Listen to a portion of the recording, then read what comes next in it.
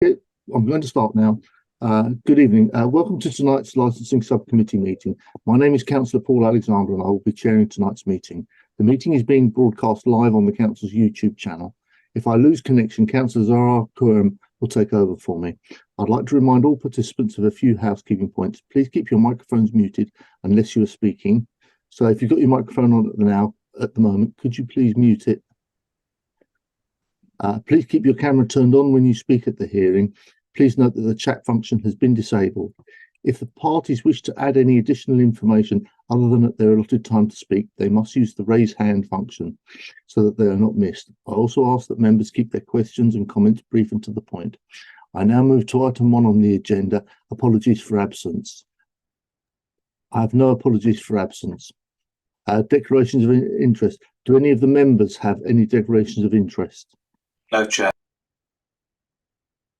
I'll now go to item 3, which is Go Metzer, 286 King Street, London, W6, 0SP.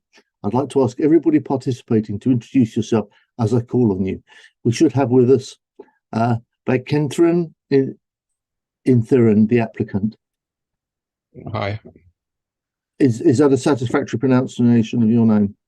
Yeah, that's absolutely fine. Yeah, you can call me Mr. Intern. It's easier for you. Thank you. Shivani Gaba. Hi, this is me. Lorna McKenna, the licensing officer. Present, Chair. Karen Legg, the licensing officer. Present, Chair. Emmanuel Mponsa, the council's legal officer. Present, Chair. And the residents are Owen Caraldrum. Yep, yeah, that's me. And Peggy Rose Craddock. Good evening. That's me. Good evening. I'll explain the procedure now. Before we begin, I can confirm that in addition to the main agenda, supplementary agenda B containing additional information was published and circulated to all parties on the 26th of January 2024. Before we consider the application today, may I quickly explain the procedure the committee will be following? We will hear from the following.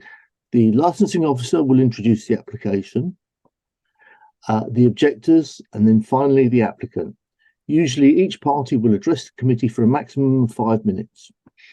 Following the presentation by all parties, the committee may ask questions of any party or other person present at the hearing. Except committee members, no party has the right to ask questions of any other party at any time during the hearing. Following the presentation and questioning, each party will be allowed a maximum of 3 minutes to sum up their case or representation. The committee will then retire for deliberations. Upon its return, I will announce the committee's decision. The presenting officer. Can I ask the licensing officer, Lorna McKinney, to introduce this application, please? Yes, Chair. On the 3rd of November 2023, VSGI Limited submitted an application for a new premises licence in respect of the premises known as Go Metzer, 286 King Street, London, W6 0SP. The applicant proposes to operate as a hot food restaurant and takeaway and has applied for a premises licence to permit late night refreshment for the following hours. The provision of late night refreshment both indoors and outdoors, Sunday to Wednesdays between the hours of 2300 to 2 a.m, Thursday to Saturday between the hours of 2300 to 3 a.m. The opening hours of the premises would be Sunday to Wednesday between the hours of 10 a.m. till 2 a.m, Thursdays to Saturdays between the hours of 10 a.m. till 3 a.m. The applicant has proposed additional steps in the application's operating schedule to promote the 4 licensing objectives if the application is granted. On the 23rd of November 2023, following correspondence received from the police licensing team, the applicant agreed to reduce the hours applied for late night refreshment and the opening hours of the premises if the licence is granted. The reduction agreed with the police is as follows. The provision of late night refreshment, both indoors and outdoors, Mondays to Sundays from the hours of 2300 to midnight, and then the provision of late night refreshment outdoors only, Friday and Saturdays between the hours of 2300 to 1 a.m. The opening hours of the premises would be Sundays to Thursdays between the hours of 10 a.m. till midnight, and Fridays and Saturdays between the hours of 10 a.m. till 1 a.m. The reduction of hours as being agreed with the police is what is being considered for grant this evening, and all parties have been informed of the amendment to the applied hours. The application has been advertised in accordance with the requirements of the Licensing Act, and during the consultation period, the licensing section received 2 representations from local residents objecting to the grant of the licence application. In addition to the main agenda, there has been a further item submitted as supplementary agenda B, which included further evidence from an objector in support of their original representation. This was circulated to all parties on the 26th of January 2024. Further to this supplementary agenda item C, which included further evidence from an objector in support of their original representation, was circulated to all parties on the 29th of January 2024. Thank you, Chair.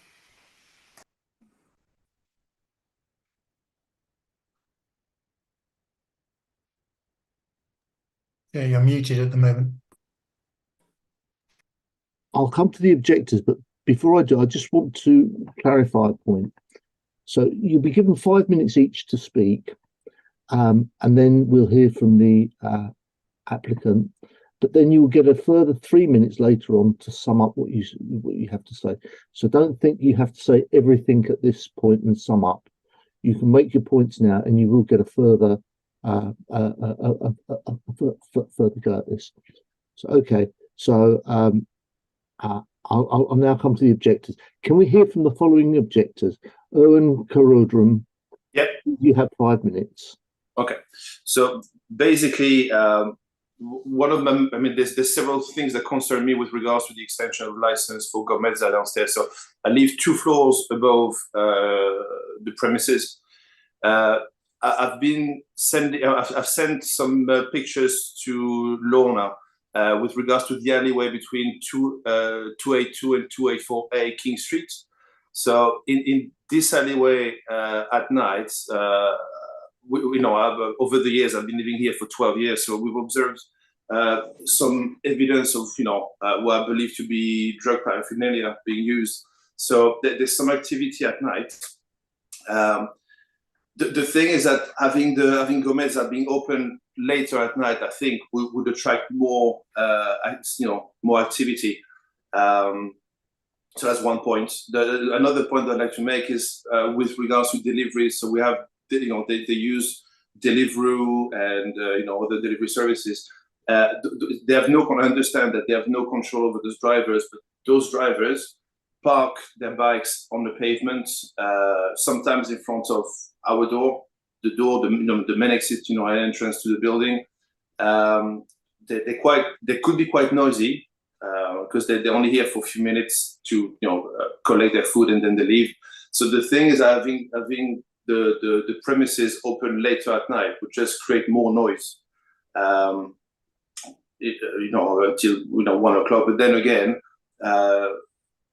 being open till 1 o'clock doesn't mean that people will leave straight away. They could, linger for a while after that. So another thing is littering. I've noticed something, and I've tried to. I mean, I really don't want to sound like I'm against the business downstairs. I'm not. But what I'm trying to say is like, what they're applying for will create a lot of nuisance for us. So, for instance, the staff was very nice. I've asked them for several times to, when they smoke cigarettes, not to throw the cigarette butts outside, just outside the door, and they're still doing it. So that's another, thing that's that'll be quite annoying. But that's a bit. That's not exactly the point that we were trying to make. In terms of the issues that I've raised, should Gomezza be open past 11 o'clock? So what I anticipate is pubs in the area to close at 11, and then everyone coming from the pubs looking for somewhere to eat after hours. I'd imagine they'll be quite refreshed, and what I don't want to happen is have a certain amount of people who might be intoxicated gathering downstairs to get some food, which is already the point I was making earlier with the alleyway. So this is what's happening. There's sometimes people passing by getting food, and they just hang around in that alleyway. So that'll be my main point. I mean, I might have something else to say later on, but that'll be all for now. unless you have any questions.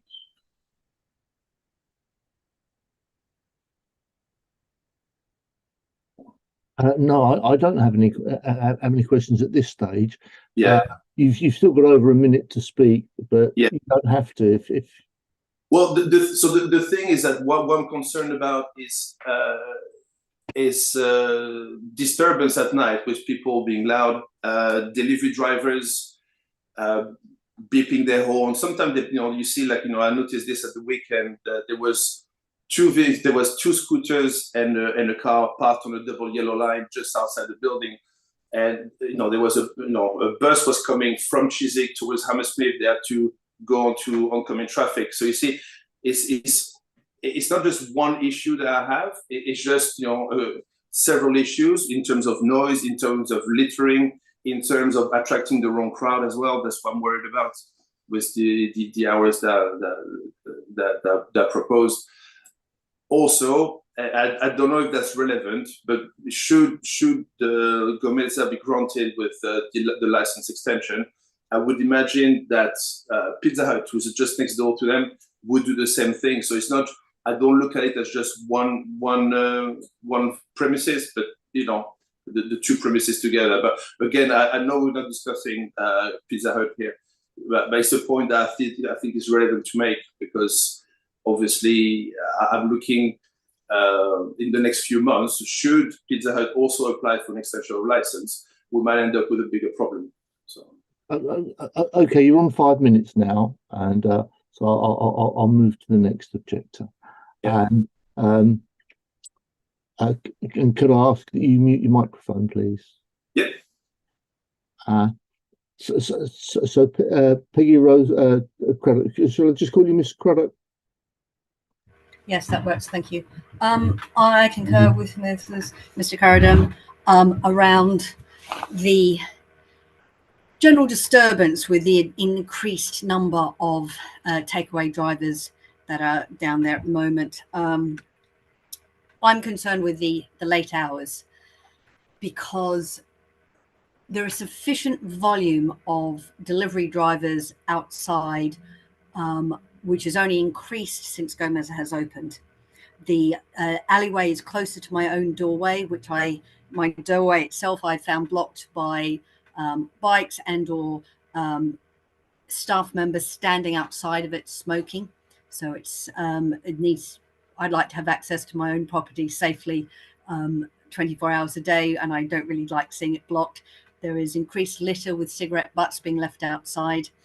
The general cluttering of the pavement with bikes, with also cars to drop off food to Gomez. I've observed the other day a car blocking the easement access while somebody was going to and fro multiple times to drop off food. And I expect it's not a one-off thing. I've just only observed it once, because if they're dropping off food, that one instance, I imagine that is also an ongoing activity.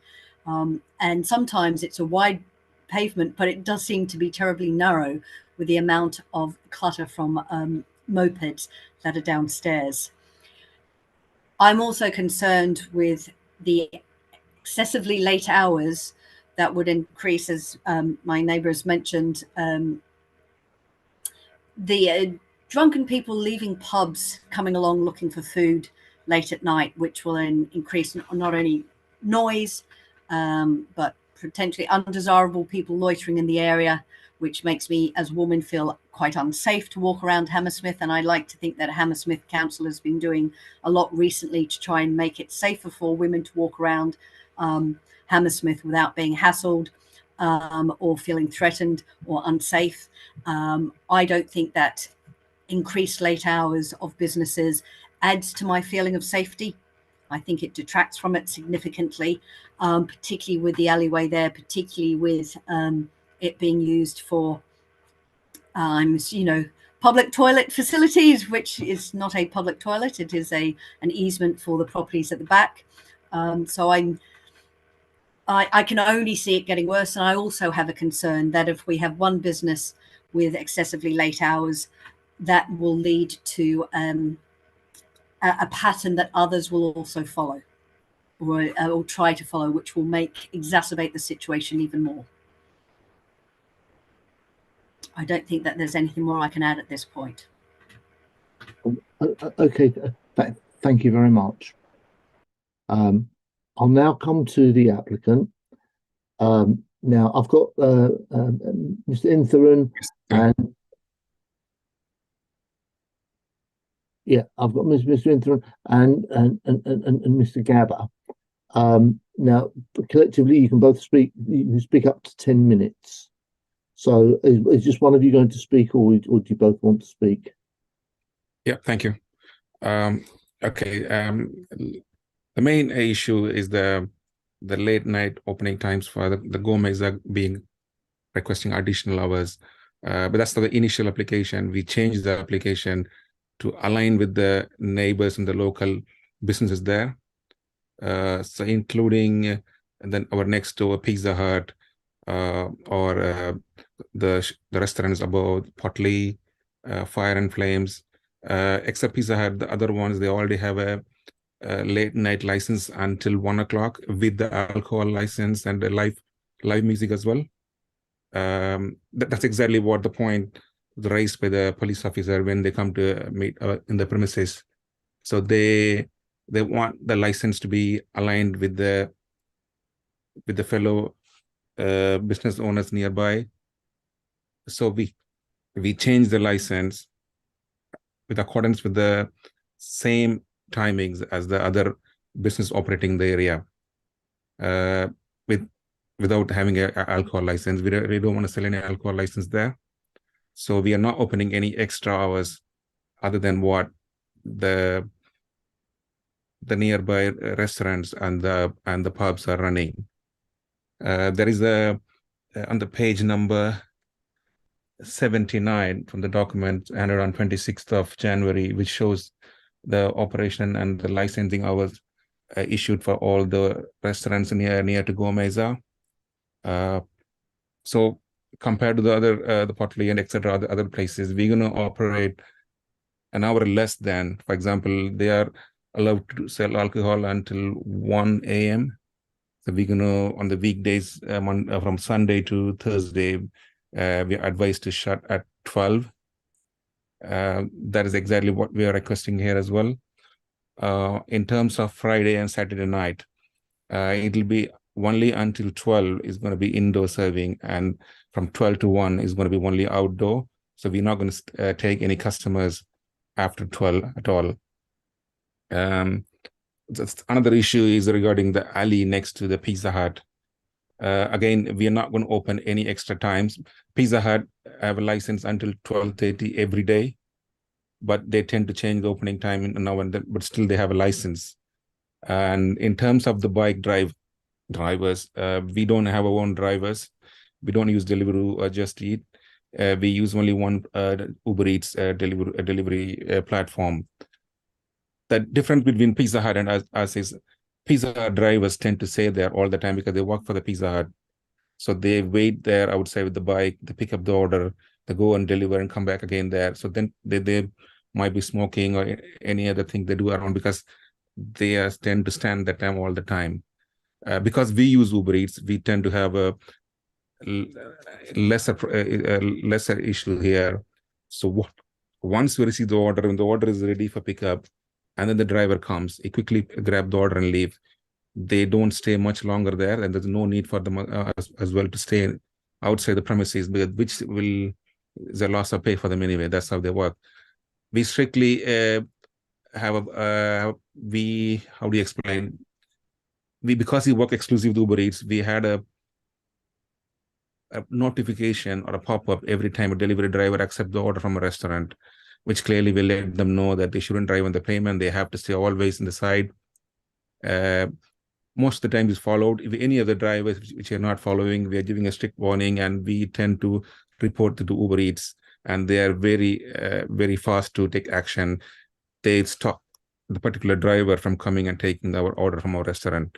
This happened in our other branch as well. So that's exactly the same way we're going to do as well. And in terms of the alley, again, we we just as a part of it was Pizza Hut used to be 284 to 286 over the years. The shop was separated into two, and we are the left side and they take the right side now. So they used to use the alley long because they used to park the bikes, and they have the backside entrance to go into the thingy as well. We don't use we use that alley much, and we're not going to trade in after the permitted times. So because what we heard from the police officers there, they have no issues of us operating on 12 o'clock every day at 1 o'clock on the Fridays and Saturday night, because they haven't bring any issues like the drug issues or anything in the alley in the past. And did I miss anything? Can I just add something to the littering? Littering is something we cannot control anyone. So even during the daytimes, customer buying it from us, taking in the bag, they can drop it anywhere outside and we cannot control them. It's not only about the late hours they're going to do the littering. Littering happens during the day. You can see like the pictures taken by one of the persons who has submitted. It says, I think it's daytime. So most probably that customer has bought the items, they probably stand outside, ate it, and then throw the bags in. We cannot control that. That's absolutely not in our hands at all. And we are not asking for longer hours anymore. Like he has already explained, we are only asking for 1 extra hour during the weekdays, and 2 additional hours during the weekends is only going to be for the deliveries, not for the eat-in customers. We only have 4 seatings in the store anyways, and then we can take those tables off and put them up and tell them strictly that we are not taking any eat-in customers at all. That's all from my side. Yeah, the main reason we need the delivery drivers is that the time have changed now. More than 70% of the business rely on the delivery platform. It's the same for all of them, Pizza Hut, KFC, McDonald's, or everything. So we can't just say no to that side of the business, because over the years, this particular premises have around 7 operators during the 5-year period. The problem might be the same. We don't want to end up closing the premises and leave, because we have to adapt to the latest trend of working delivery platforms more. But we will take whatever the necessary action needed to make any noise from the delivery drivers outside. And I think we never had any noise complaint issues or a smoke complaint issue from the premises. We will keep it as good as possible. And that's it. That's all I can say. I'm happy to answer any questions you raise. Yeah, thank you. Okay, thank you. You've got a couple of other minutes, but if you don't want to continue at this stage, then that's fine. And I'll now move to the committee. So can I ask each committee member to ask questions of any party about the about the application and the issues that have been raised at the hearing? And I'll take Councillor Quorum first. Thank you, Chair. I've got a question to the applicant. So the original, is that okay if I go ahead with that, or? Yes, please do. Yeah. So the original application was for 3M on Fridays, Saturdays, and 1 to the weekdays. Why did the applicant? Well, I just wanted to ask Mr. Gonzalez, why did they change the timing? Was that because of the police advice? It's 2 things. When we make the application, we looked around the businesses opening till late. So we looked around some pubs and some Pepe's, etc. Some of the businesses operate there. So we made the application based on the timings they operate. But we come to know after the first meeting with the councillor that they don't operate without the license. And then the next time. Sorry? You said with the council? With the licensing team member when we meet on the premises. So he explained to me that they operate without the license. And then the police also explained to me in detail as well that this is the maximum they're going to allow us. So we are happy, because we're more than happy to change it, because the other locations we operate with the different timings.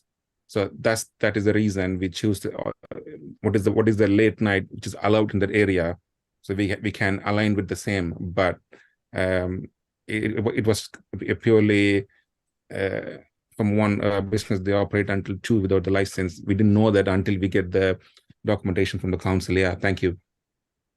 Sure, thank you. My follow-up question is that you also stated in the application that the outside area. So you've also stated that it's just only the inside use for about 4 customers. But have you put an application for outside as well, or is it separate?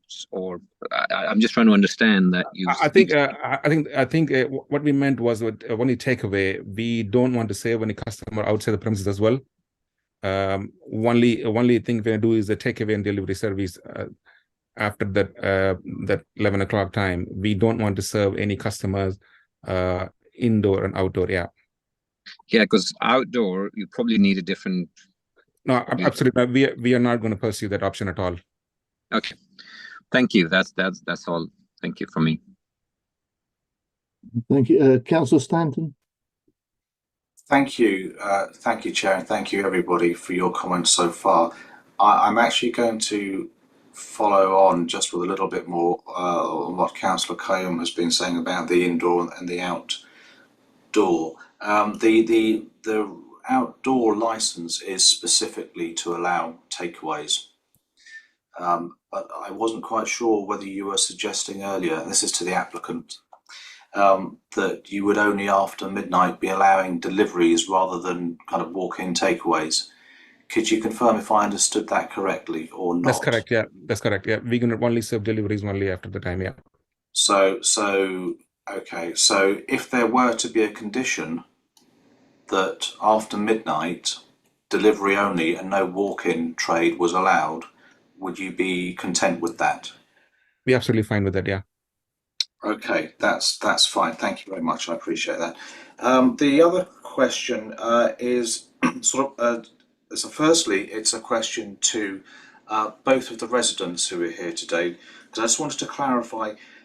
You both mentioned, in fact, that you've had problems with staff smoking outside, and I wanted to ask what approaches you had made to Mr. Inthran about that, because he said he'd received no complaints about noise or smoking.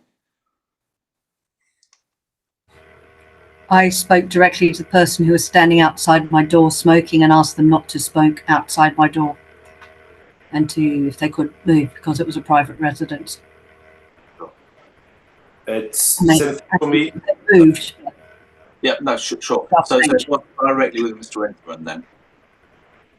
That's really just. Sorry, can I just interrupt for a moment? There's quite a few microphones on at the moment, so if you can, once you finish speaking, if you can mute your microphone, the sound will work much better and people will be able to hear you. Please continue.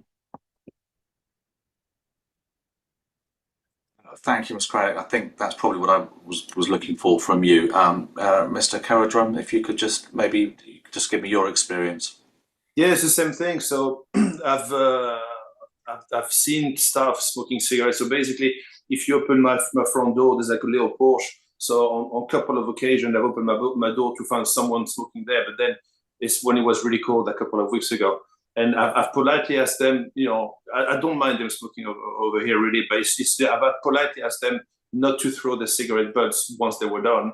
And I keep coming home just to find like cigarette butts. And also sometimes when I come home, I can see from a distance someone smoking in the porch, and they throw the cigarettes on the floor just outside the door. So I didn't take any steps to inform the applicants as of yet. But I did speak to the staff, thinking that would be sufficient for them to stop. That's fine. Thank you. I was going to say, Mr. Inthran, if you have any comment on that.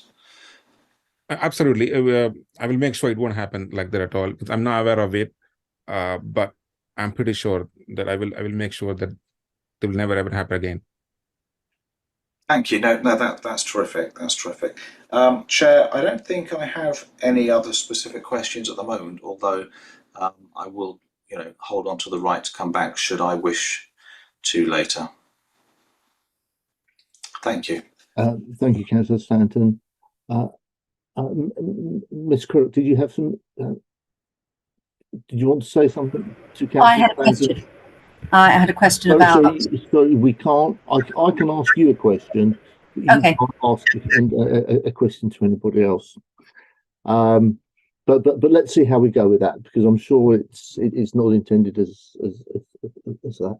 So I'm sort of addressing the two objectors, and I made some notes, and my notes I made of your concerns with this are really based upon the impact this is having and will have on your home and your right to right to peace and quiet. I think the cigarette smoking, from what Mr. Infran has indicated, is going to be stopped. I'm a little bit concerned about the littering, because a lot of other people who operate premises in our borough, they proactively clear up any litter outside their premise, irrespective. So I know McDonald's, for one, doesn't matter if it's Burger King who's dropped their stuff outside on the pavement, they will clear it up, because it's in everybody's interest to have a clear neighbourhood. If I can come to Mr. Infran, the delivery drivers, you'd mentioned about your delivery drivers wouldn't be a problem, and that it's predominantly the Pizza Hut drivers who are hanging around and causing a disturbance. Just to clarify, the people who deliver to your drive, do they have somewhere to stop inside your premises when they're collecting deliveries, and do they have a toilet facility within your premises? We don't have a toilet facility for the customers or the delivery drivers, because we predominantly act as a takeaway business. We have only 4 bar stools in the front. There's no proper seatings as well. That goes the same for the Pizza Hut or any other takeaway business next to us. Yeah. And just like I mentioned, the drivers, they don't, they just come to pick up the order and go. And there's no need for them to stay longer, because we can see some drivers, Uber drivers, hanging out outside McDonald's or KFC, etc., because they tend to have a big volume of orders. They stand near them to get the orders, but we are just independent restaurants, a small business, so we don't get that much big volume like them to attract the drivers towards the shop. Yeah. And do you know, is the alleyway, which seems to attract the majority of these problems, is that your property, or is it public, or? It's not our property. It's basically it's the alleyway to the entrance and parking for some of the apartments and the businesses there. We don't have any parking or anything there in the space for us. Okay. So if I could just come to Miss Craddock. So I'm assuming you've lived there quite a while. So this is essentially your driveway, not the shops. It is not my driveway. The driveway goes down to the property at the back, 282, and it is also used by the next building over, heading towards Hammersmith, 280, where they have parking at the back. So I have right of access, as I believe Mr. Curdon does, as far as, you know, any needing to have any maintenance done on properties, but we don't own it. I don't own it. I don't have a car. I don't use it, other than to ensure my own property is not got any problems with it. Visually checking or whatever. But you both have a right to use it. We have right of access. Yes, yeah, I understand. Yeah. It's all the buildings in there, but not right of use, if that makes sense. So, do the delivery drivers have any rights to be there at all? I don't know. Pizza Hut does have a shed at the back where they park their own bikes. Yet I keep seeing bikes from Pizza Hut and Gomez all over the pavement, because it's a double yellow line out the front. So as far as I would expect bikes to be parked down there, even if being used versus on the pavement. I don't know where Gomez would park their bikes though. And have either of you spoken to the council or to the law enforcement team about the nuisance of bicycles and mopeds on the pavement? No, sometimes life is just, you mention things too many times to different people about different things. No, I haven't mentioned it to the people on this call. Okay, I'll stop my questions at the moment. Councillor Quarren. Sorry, just a quick one. So Ms. Correct. How far do you live from the venue? Above it. Well, I live above Pizza Hut. Oh, you live above Pizza Hut, and then the venue is right next. Yes, they're right next door. Thank you. Okay. Thank you.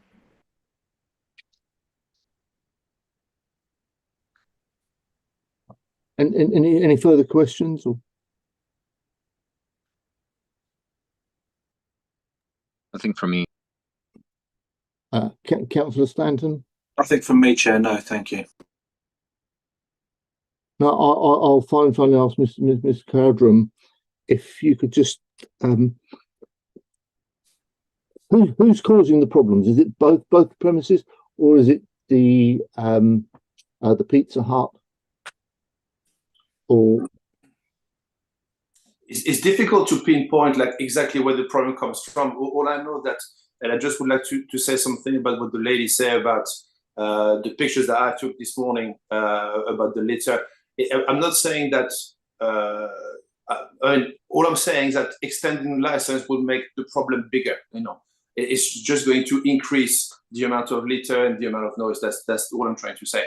Yeah. I think for me it's kind of a joint problem because we have two of the same businesses downstairs. Both doing takeaways. So it's like I said, it's difficult to say who's wrong, who's right. But especially like Gomez, they've only been here for like 3 months, I believe. So that's yeah. So if I can just round up on this, and I'm sorry that you've been having these problems where you live. Yeah, maybe that these are matters that the licensing committee can't deal with and take on board. However, if you'd both like to either individually or together, just draft a quick letter with some bullet points of the problems that you're having in the area. That's irrespective of this licensing application. If you send them to me, I'll make sure that they reach the right people within the council to have a look at, and hopefully that will enable you, because I think some of this is you're objecting to the application as you're quite right to do, but there are other problems that are going on that could be dealt with irrespective of Mr. Interim's business or the way he'd operate it.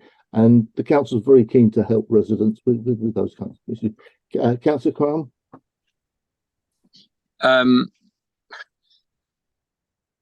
Sorry, can you hear me? Yes, I can hear very well. Thank you, Chair. I just wanted to establish this, that we've got two objectors, those who sort of reside right above the premises.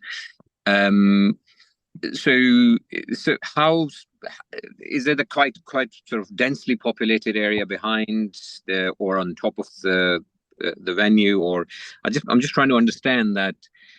Is that the problem that widespread shared by the residents, or just because they just live right on top of the venue? Is that because they're directly affected by this? Or I'm just trying to understand this from whoever can clarify that. May I answer? Yes, please.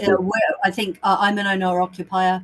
I believe a lot of the other flats directly above are rented and not owner-occupied, and the property at the back is a business.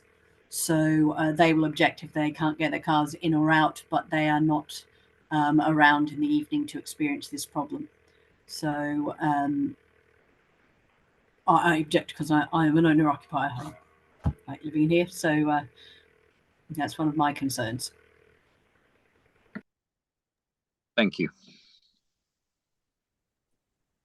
And for me, it was the same thing. I'm an owner-occupier, and there's about 7 flats living directly above Gomeza, and I know for a fact that apart from Miss Craddock and myself, they're all rented. So that's there's a bit of a turnover in terms of people coming and going, like for short, like they stay for like a couple of years. For example, they rent a property for a couple of years, then they go away. That's why I'm not surprised not to see anyone else but us two.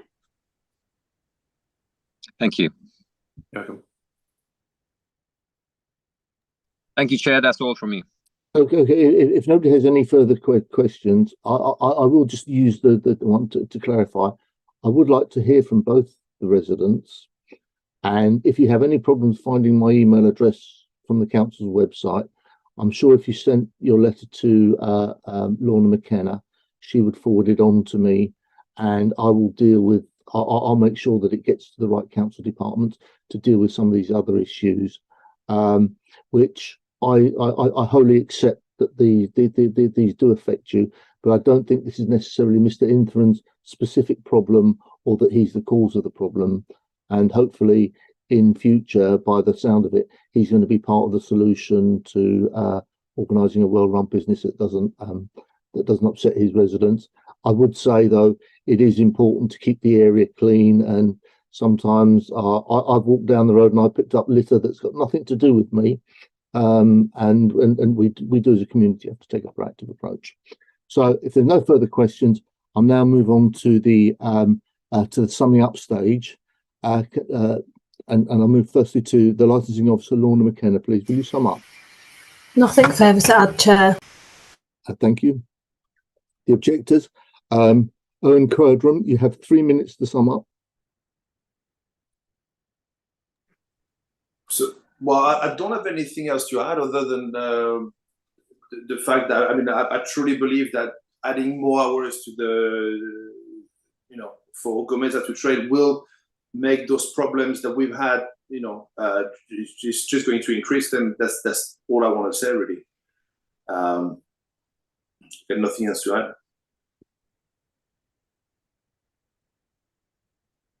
Okay, thank you. And Ms. Craddock? I'd like to say that my current objections still stand.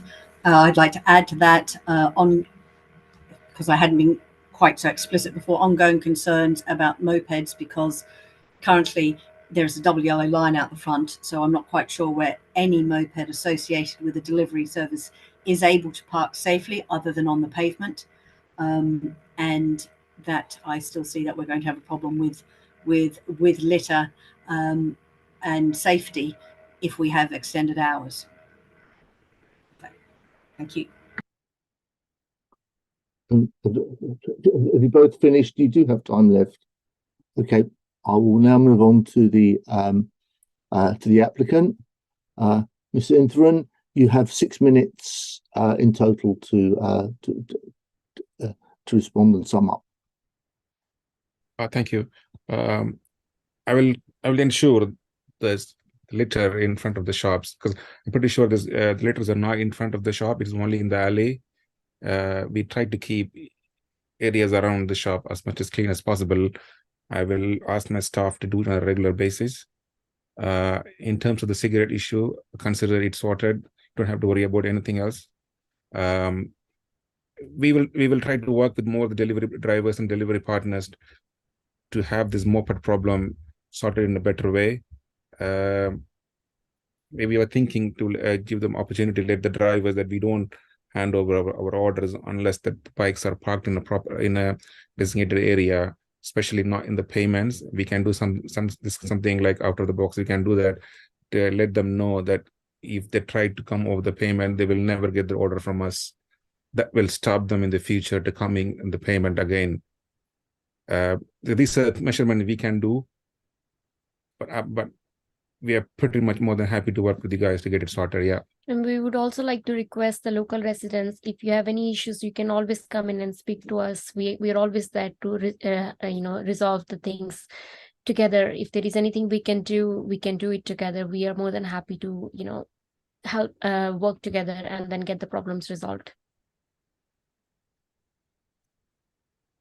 That's everything. Thank you. Thank you. Okay, if there's if there's nothing further, then we'll finish this part of the hearing, and we'll now go to the deliberations. The committee will now retire to take its decision in a separate meeting room. You're welcome to remain in the meeting to hear the committee's decision. However, this may take some time. If you don't want to wait, a summary decision will be published on the council's website tomorrow morning.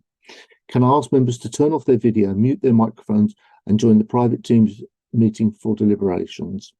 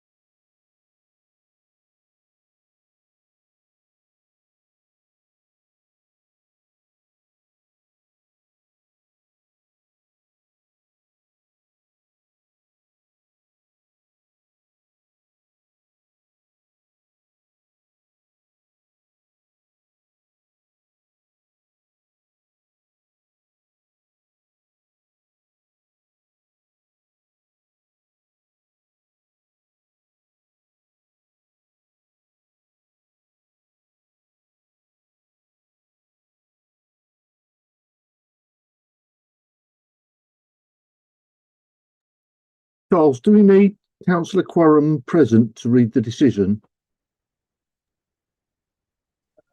Don't know, but ideally he should be here because he's been present throughout. So he's still on the call.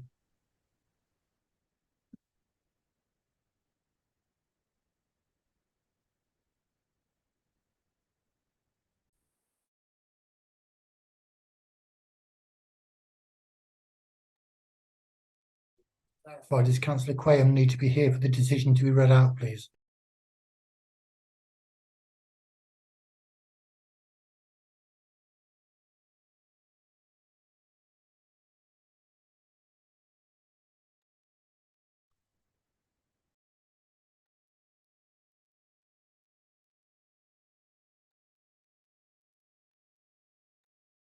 We have quorum with two, but he said in our pre-meeting that he was going to be joining in.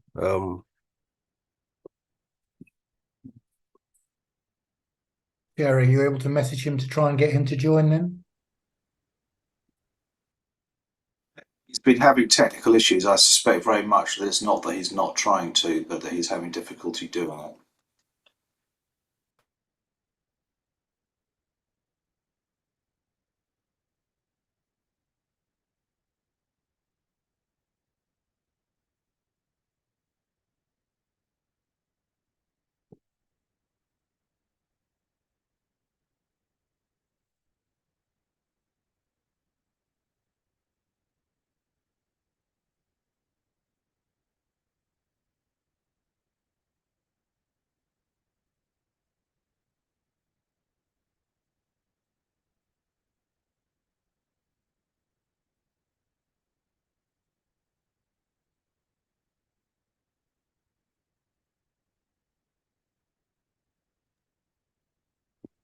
Yeah, I've just spoken to him, and he's on his way back, and he's and I do apologise. He broke his leg, and he's on crutches, and he went to another part of his home, and he's trying to get back to where the computer is.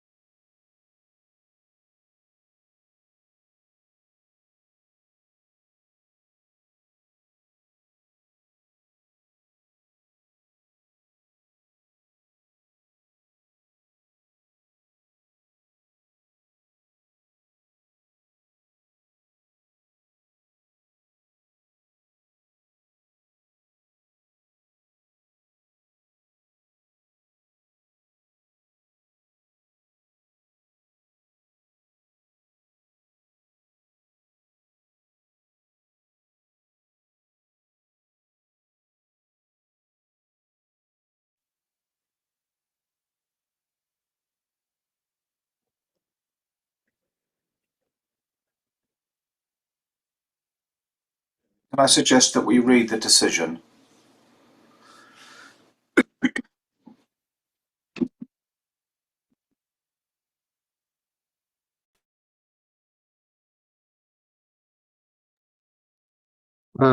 Thank you, Councillor Stanton. I think we will do. Emmanuel and Francis, have we both we both agreed to do that rather than keep people waiting? Is there any reason? Does that in any way invalidate what we're going to say? If no, Chair. If okay, so I'll continue with, and I'll read the decision.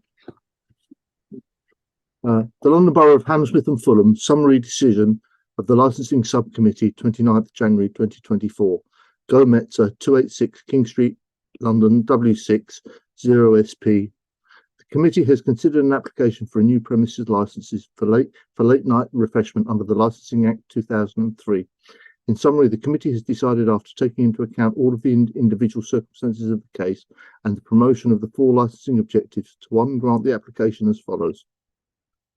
The provision of late night refreshment, both indoors and outdoors, Sundays to Thursdays, between the hours of 11, that's 2300 hours, to midnight. Fridays to Saturdays, between the hours of 11, that's 2300 hours, to midnight. The provision of late night refreshment outdoors only, Friday to Saturday, between the hours of midnight and 1 o'clock in the morning. The opening hours of the premises are Sundays to Thursdays, between the hours of 10 to midnight. Fridays and Saturdays, between the hours of 10 to 1 a.m. The license is subject to any mandatory conditions. The license is subject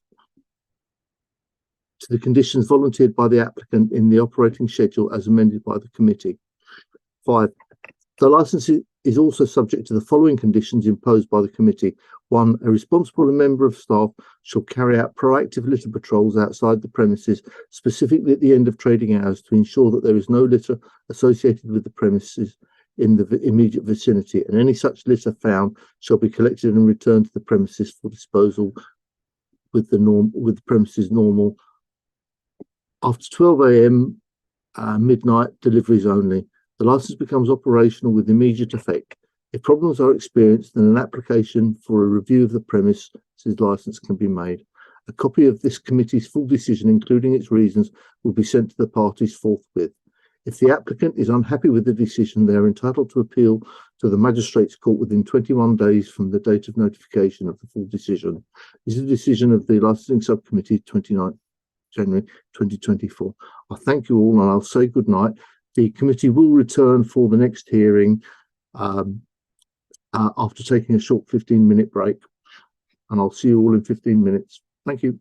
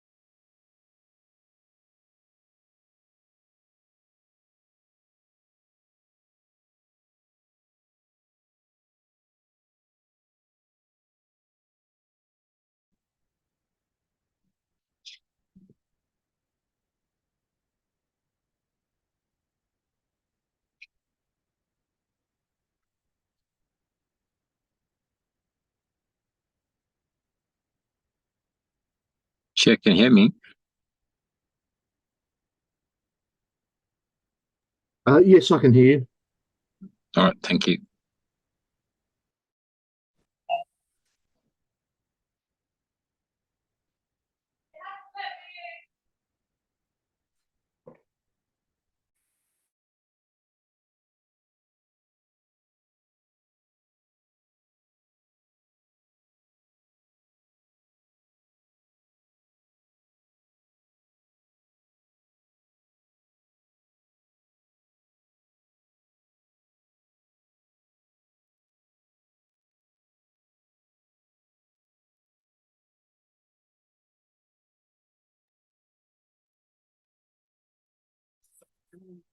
Galaxy A70, let me know who they are so I can rename them, please. Louise Osborne. Thank you. Louisa Kemp. Elizabeth Jara.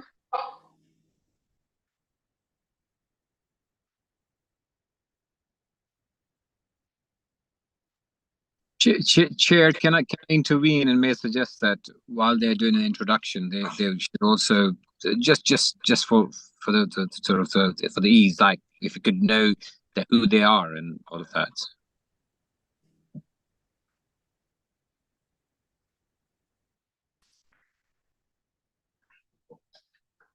Sorry, who's Chanterson?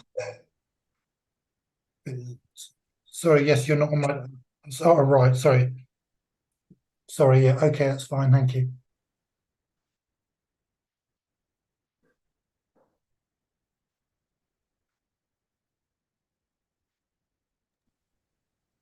Missing the applicant at the moment. Sorry, may I ask, do I have to turn my camera on all the time? Ideally, but when you're not speaking, you don't have to have it on, so you can turn it off for the time being if you like. Thank you.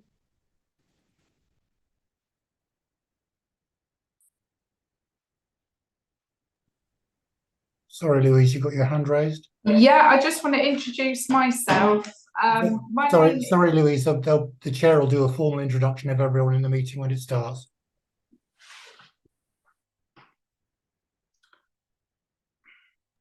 Has the meeting not formally started yet? No, it hasn't. It needs the chair to introduce everyone. Thank you, Francis.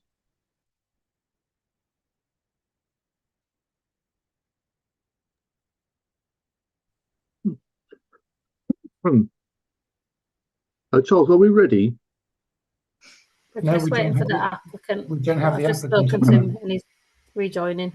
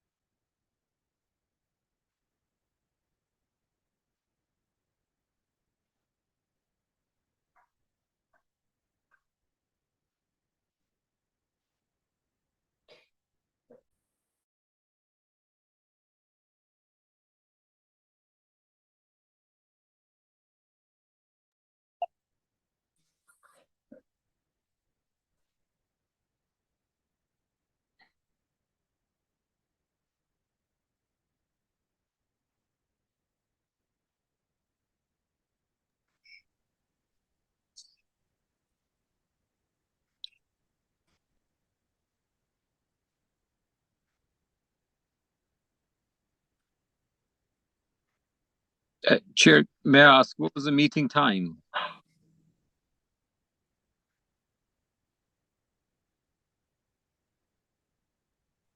The time of the meeting is any time after 8 o'clock.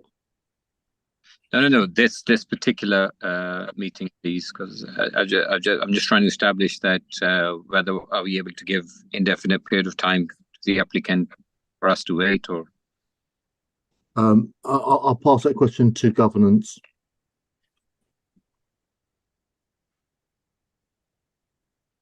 the applicants just joined, Chair. I'll just rename them. They're at the bottom. They're on the screen now. Everyone's here now, Chair, so you can formally start.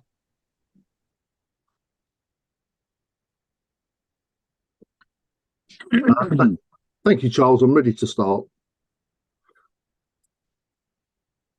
Is the live stream running? Yes, Yes, Chair. it's never turned off, Chair. It runs continuous. Okay. Continuous. Thank you. Good evening. Welcome to tonight's licensing subcommittee meeting. My name is Councillor Paul Alexander, and I'll be chairing tonight's meeting. The meeting is being broadcast live on the council's YouTube channel. If I lose connection, Councillor Zara Quorum will take over for me. I'd like to remind all participants of a few housekeeping points. Please keep your microphones muted unless you're speaking. Anybody whose microphone is still on, could you please mute them? Can you check to see your microphones, whether they're on and whether they're muted, please? Please keep your camera turned on when you speak at the hearing. Please note that the chat function has been disabled. If parties wish to add any additional information other than at their allotted time to speak, they must use the raise the hand function so they are not missed. I also ask that members keep their questions and comments brief and to the point. I'd like to ask, item 1 on the agenda, apologies for absence. No apologies for absence have been received. Item 2, declarations of interest. Do any members have any declarations of interest? No, Chair. No, Chair. So we'll move to item 4, Gillis Vibes, 80-82 Goldhawk Road, London. I'd like to ask everybody participating to introduce yourselves as I call on you. We should have with us Minasi Gebra Mariam, the applicant.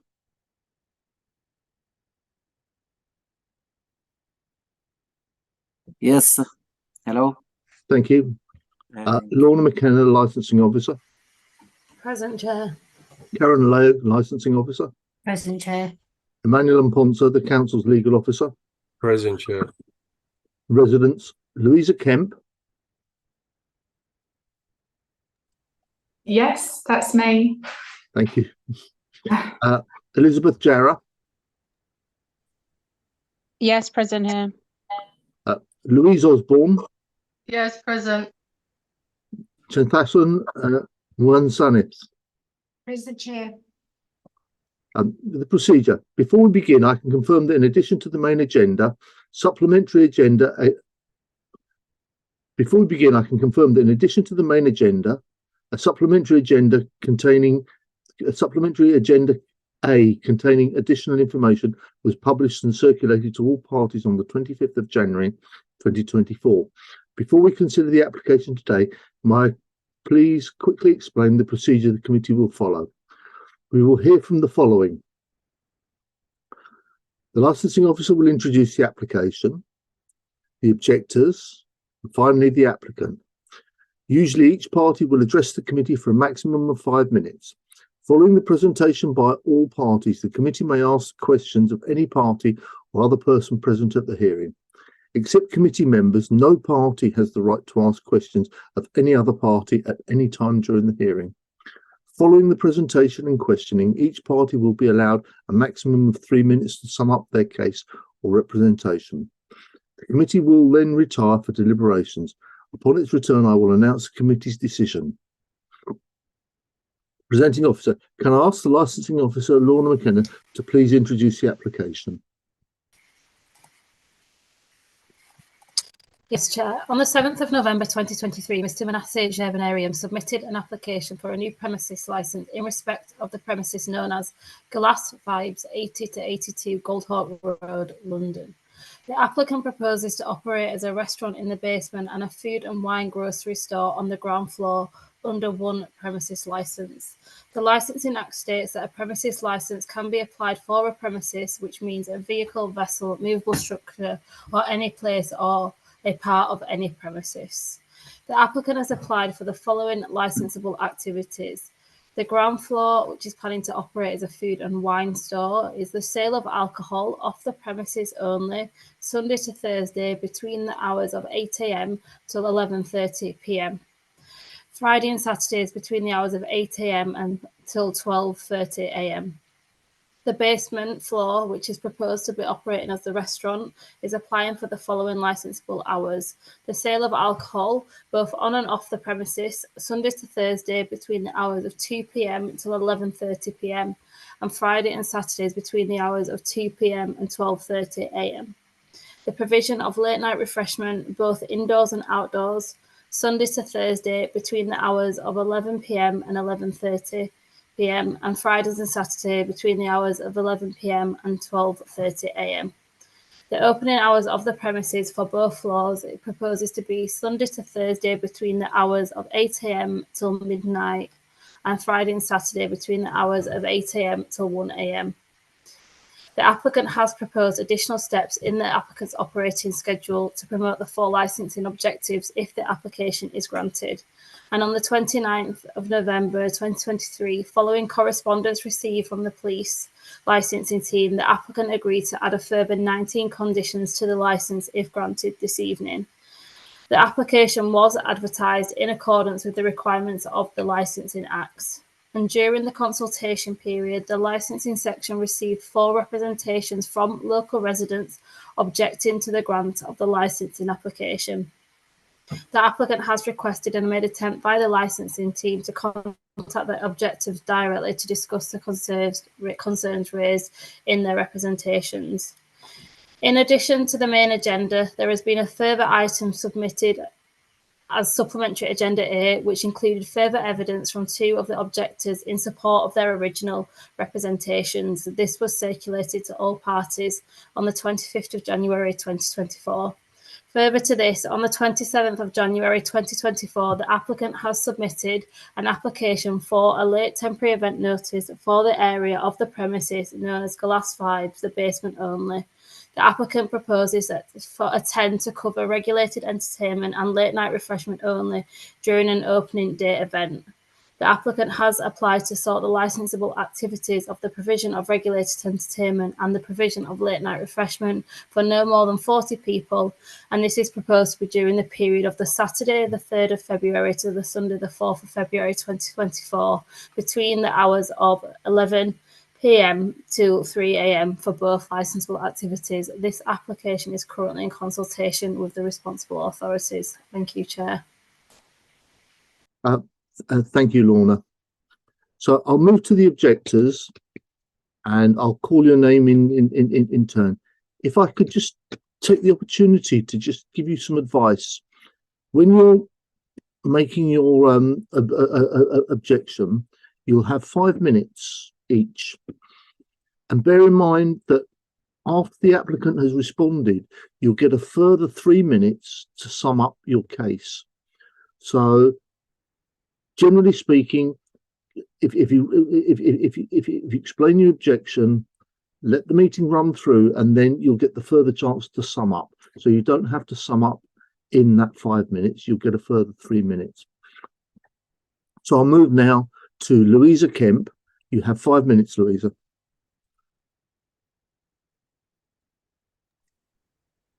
Okay, the selling of alcohol late at night will encourage more antisocial behaviour. There are issues of safeguarding. Children walk along the passageway at the back of Gilles Vibes to and from school. The outside of the shop is near to a bus stop where children wait for the bus to go to school. I disagree that Gilles Vibes operates in the same way as other businesses. I conducted a site check on the 15th of January and found that Sainsbury's sells alcohol at 9 a.m. Both Jazz and Pick and Save sell alcohol at 11 a.m. Therefore, the stipulations of Gilles Vibes are beyond the normal business hours. In the agenda, page 79, it is stated that Petoni Pure Italian and Olivia Dercia sell alcohol. On the 27th of January, I did a site check and found out that Olivia Dercia does not exist. It's now called Master Kebab, and both this kebab shop and the ice cream shop do not sell alcohol. I also wish to add that there's 2 African restaurants down Goldhawk Road, both the Hammer restaurant and the Africa. They open at 11 a.m. and they shut at either 10 or 10:30 p.m. Goldhawk Road is a semi-commercial area surrounded by residential streets. The hours are more suited to a premise that is 100% commercial. GLS Vibes will be ultimately open 18 hours a day at the weekend. Residents are living above the premises, and we all have a right to uninterrupted sleep. This is common law according to Hampstead and Garden Properties v. Diomedrus 1968. Parking is also congested and illegal parking happens every day. Customers and delivery vehicles will make this worse.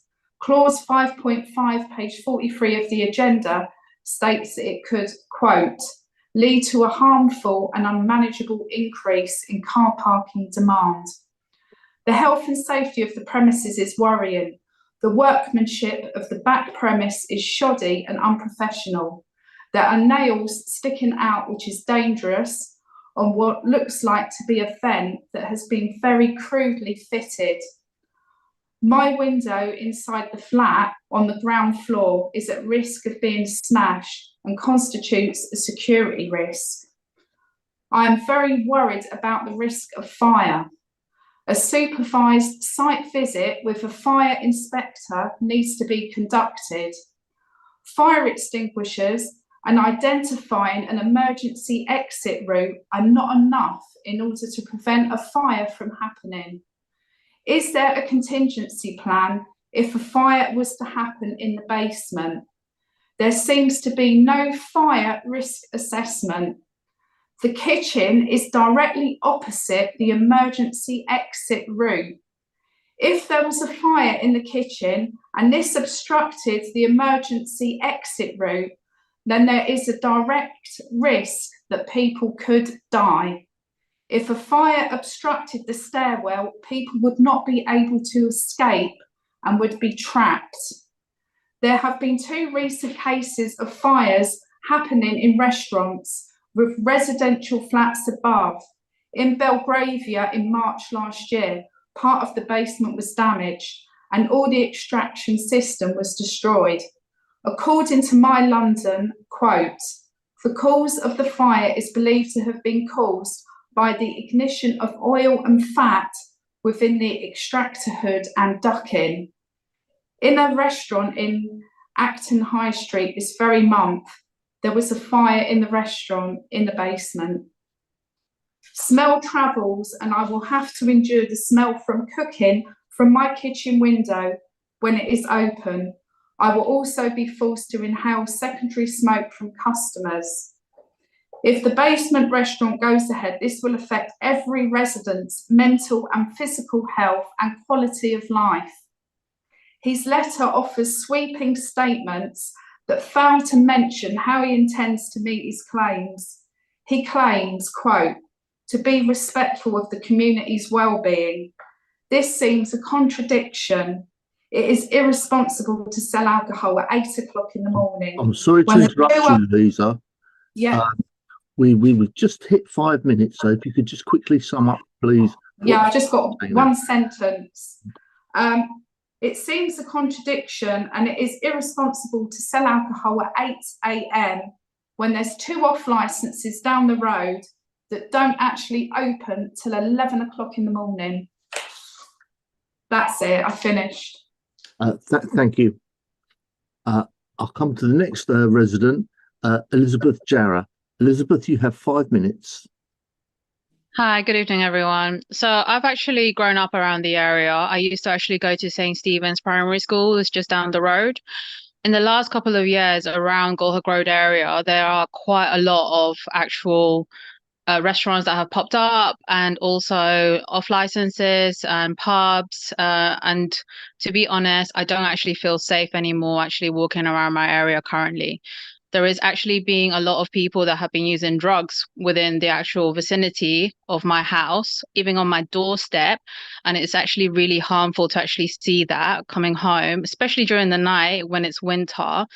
And also Glass Vibes actually bringing alcohol in the mornings. And to see that, you know, even at weekends, it'll actually be open quite late.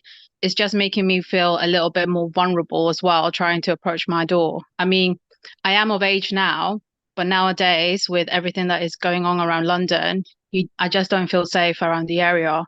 So I also think that with this will just come more problems in general. I mean, to be fair, around the area, most of the areas that do sell the alcohol licensing, like Louise has mentioned, do open and operate at a later date, like later time on the day. So they don't really operate from 8 a.m. And then also to have people already around the premises that in the summer, they tend to stick around. I've actually complained a lot to the police in general, but they do nothing about it. They don't come actually out to see what is happening. And then it's just worrying to see people literally just outside my door even urinate. So that is something that I'm thinking, if this actually comes ahead and comes to it, will that be enticing more people to actually just drink around the area and loiter around more? And even though we have an alleyway that is accessible to everybody, it doesn't really feel safe, especially during the winter months when it can be literally black, like at 3 p.m. and you can't walk through there. So I tend to walk right at the front of the area. But now if people are actually loitering around there as well, do I have to cross the road and then cross back into my road? So to be fair, that's some of my points, that I just feel like an off licensing that is from 8 a.m. to the set times of selling alcohol is just not going to be actually very productive for this area. Thank you.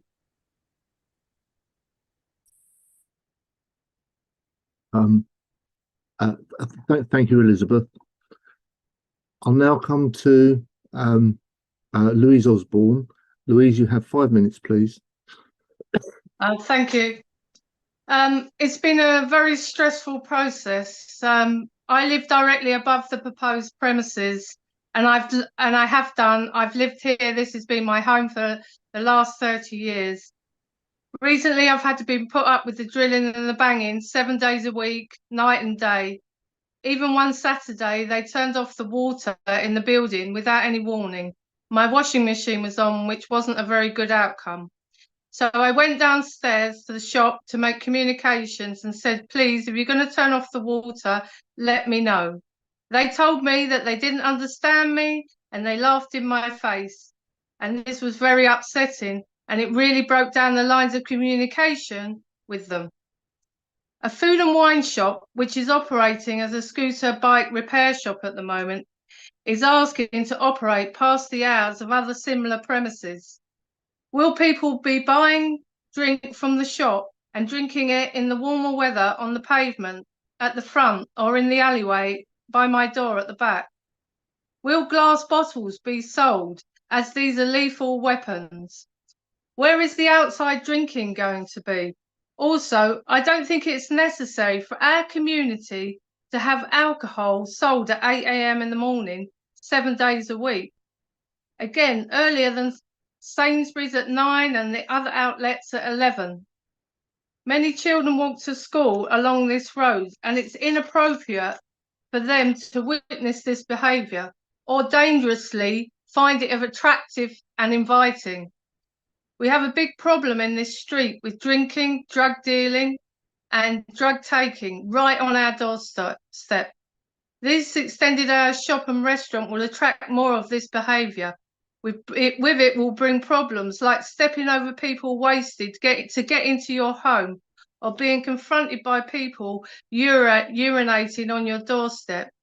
If this licence is granted for these extended hours, there will be others that will follow suit. The basement of the restaurant is said to be waitress service only, and the alcohol is to be served as an auxiliary to food. The plan suggests a large licensable activities. Is it another name for a bar? What is the capacity of the restaurant? How many covers does it have? If it is to be a family community restaurant, as Mr. Milas says in his letter on page 100 in the agenda, why does it need to have a late night refreshment license with outdoor drinking, which carries its own noise levels? The smoking area is not on the plans either. Will people be smoking on the pavement and travel up to my flat? He says he has a fire plan. He hasn't elaborated on that. The way into the restaurant is down a narrow staircase by the barbers. The emergency exit, shown in my photos that I've sent, is through a spiral staircase through and exiting through a wooden door with a plastic roof, all flammable. Also, this emergency exit is this only emergency exit, as if this door is opening and shutting, it's right beside my front door, as you can see from the photos. Also, my window, that will be a security risk if people are in and out of this door. The area on Goldhawk Road and Titmus Street is being constantly double parked, triple parked by unattended vehicles. If we had to call emergency vehicles, this could be very costly, as they wouldn't be able to get to the premises. Late night opening will leave me sleep deprived. The noise of the operations, with the new toilet situated underneath my stairs in my flat, will carry into my bedroom.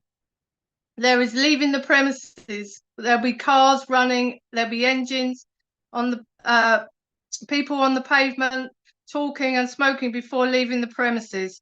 All of the shops in this parade and the next have multiple occupant residencies above them. And we all have the right to sleep. And I believe this late night license in the area will cause more antisocial behaviour. I believe this food and wine shop and this late night refreshment license will change the nature of my home life and of the street, and may cause problems to myself and others. I oppose this license. Thank you.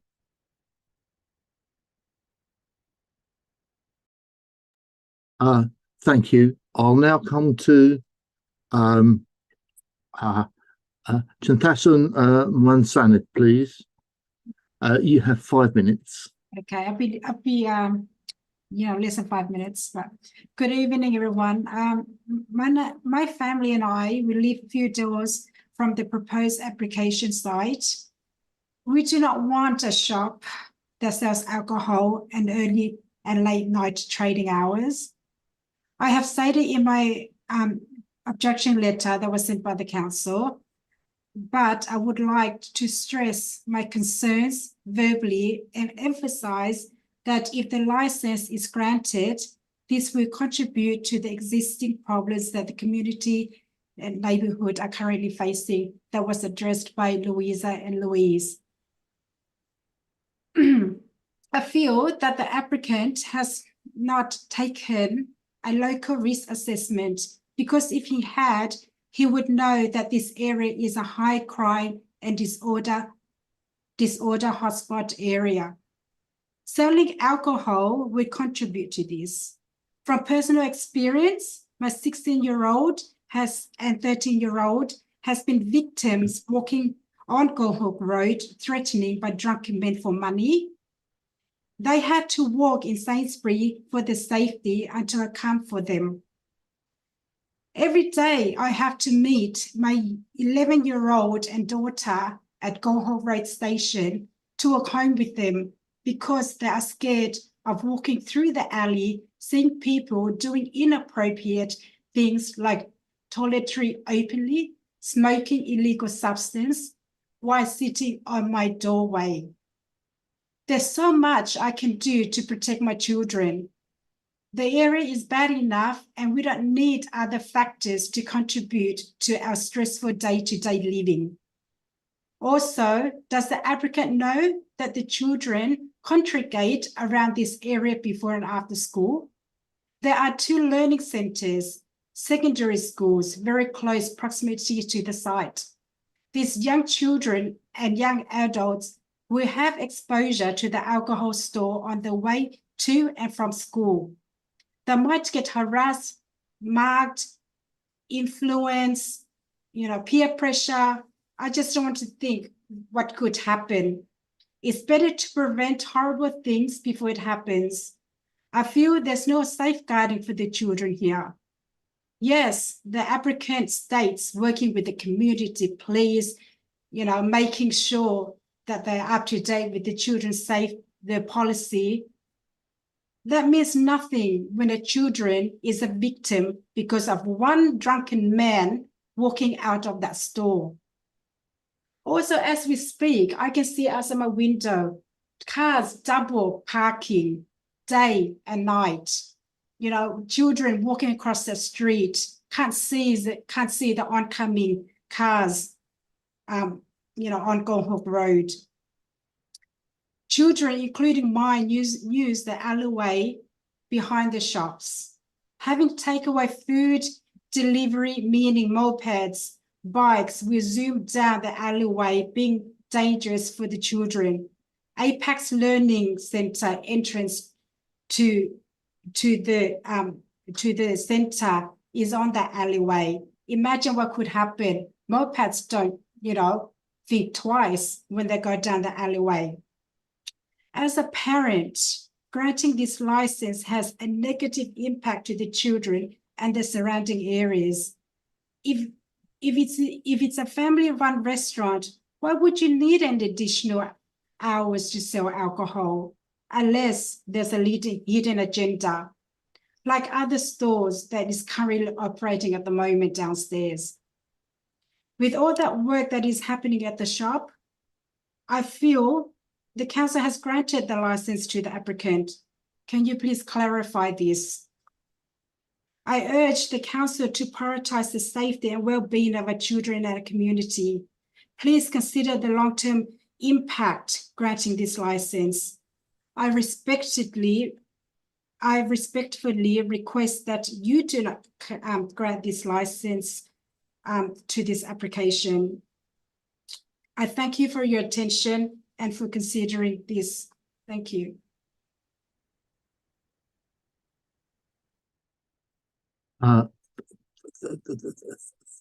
Thank you very much. And I'll now come to the applicant. Can I ask Minasi Gebramim to speak? Gebram, you have 20 minutes. Hi, hello, yeah, thank you very much. I would like to address the concern of raised by our neighbors regarding the early opening of the license and the potential issue of loitering and noises. As the owner of glass pipes, yeah, I immediate to maintain the safety and the respectful environment for our community. Regarding the early opening of license, I wanted to ensure the council and our neighbors that we take this matter seriously. We have implemented strike measures to ensure responsibility alcohol sale, and I have no intention of contributing to any disturbance to the neighbors. Our priority is to operate in accordance with the regulation and to be respectful of the community's well-being. In addition, I want to emphasize that we have comprehensive fire safety regulation placed to ensure the safety to our patrons and the surrounding area.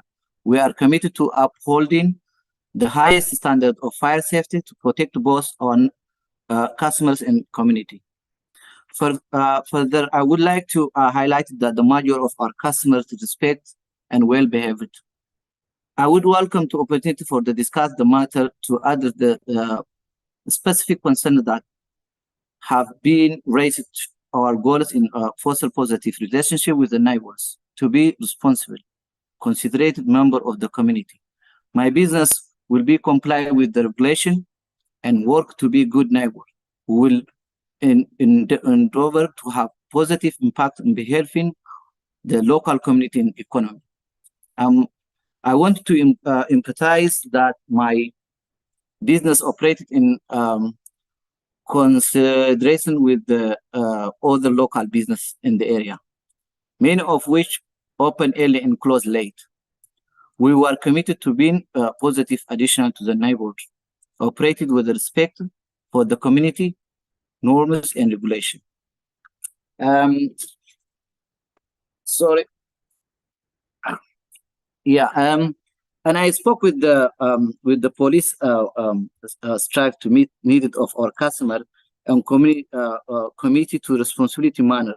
Recently, I had discussed with the local police regarding our opening hours and closing hours, and we agreed upon the specific schedule. However, I believe that our hours should be in the with the those of similar of licenses and restaurants around the area. Fairness in the customer's convenience. I have conducted research in the operation hours of the license in the restaurants, that the vicinity, and found that many of them operate with the same time firm as our proposed hours. Align our opening hours with the establishing would not only create a level playing field for all businesses, but also providing consistent access of the off-license and restaurants service for our customers. I would like to emphasize the lack of issues when the police come around to my business place. I kindly ask the council to consider the requested review proposed opening hours in comparison to those of the similar business in the local area. I believe that the fair and the balanced approach to the sitting opening for will benefit both business and customers. And I would like to address the people who against my licenses. There has been a lot of license in restaurants around me. They opening early 6 a.m., closing late. Even the lady, she didn't. There is a pub next to my shop, like they is operating from 11 a.m. till late. Yeah. There is 2 restaurants beside me. There is off license, opposite side. There is Tesco. There is a lot of 24 hours off license around there. For example, they close in 174 Gold Dog Road. They open in 12 p.m. and they close 1 a.m. There is 375 Gold Dog Road. They open 11 a.m. They close 12 a.m. But the lady, she didn't mention about it. Yeah. There is a NISA 24 hours. There is a lot of things that's around there. They close in late. There's 24 hours as well. So, and I think there is where I came in this business, I know what I'm doing, and this is not my first business. I have another business as well. So I know how coping with the neighbors, with the customer. So yeah. And about the other issue about the safety of the fire, she's saying this, we have fire exit in the back and we have front to the basement. We have 2 doors, the back and front. And there is, there's the standard of the fire safety is already, we measure it. So we have everything. So we're still working on it. We haven't finished the job yet.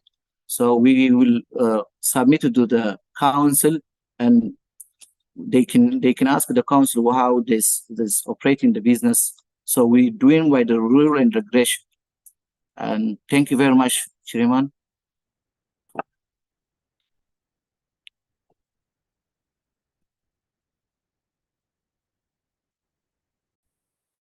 You're muted, Chair. Sorry. Thank you very much. Have you finished? Oh, okay. Yes, yes.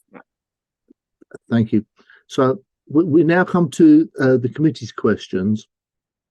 What I'm going to do, I'm going to ask the council's solicitor, Emmanuel Mponsa, to assist me on a couple of points relating to and to help residents understand what the committee can consider and what the committee may not be able to consider as part of the application.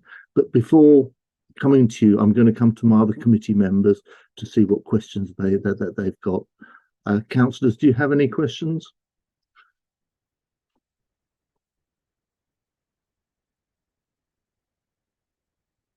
Chair, do you mean the questions to the council solicitor, or to the objectors, or to the applicant? To anyone you wish, Councillor Quorum. Thank you, Chair. I just wanted to clarify. So the two different. I mean, so what I understand from the application is there's one application, and I thought that these are two different businesses. I just want to understand, why is it that there's no one application for either of the businesses, both the basement and upstairs?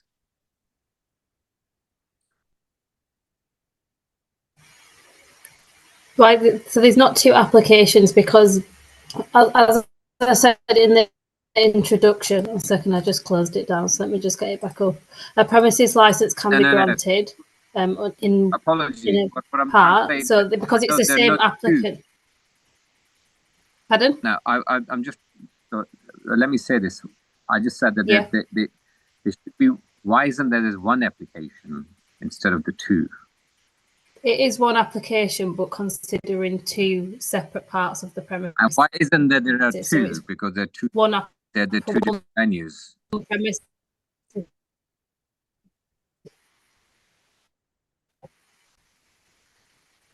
It's the same premises, and it's the same for one premises license for two separate areas in the same premises.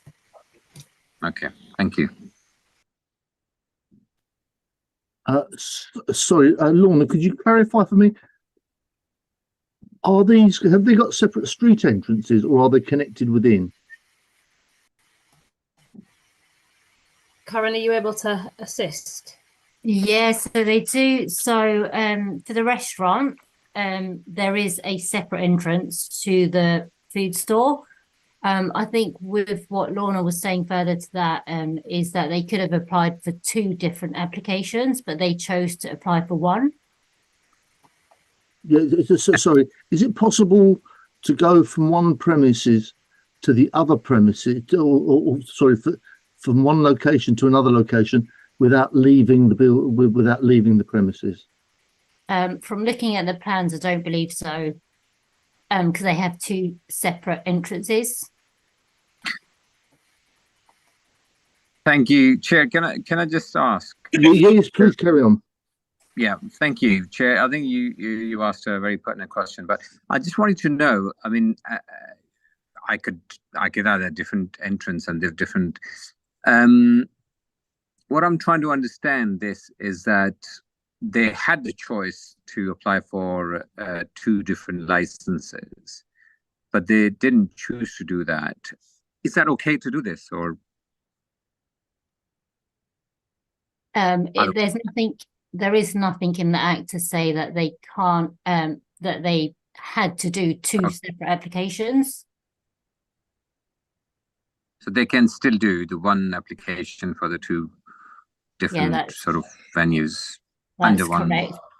Yes, I think it would just have to be really clear in making the decision that there are two separate areas that are operating quite differently.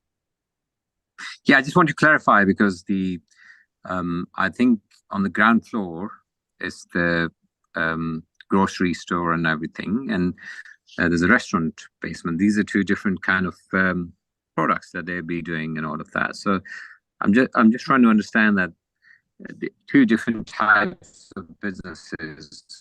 Is that okay to have one license?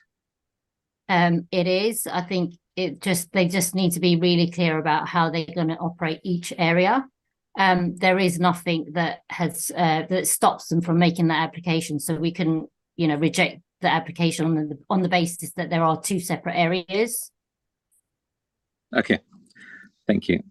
That's all from me. I have a question. Thank you. Councillor Stanton.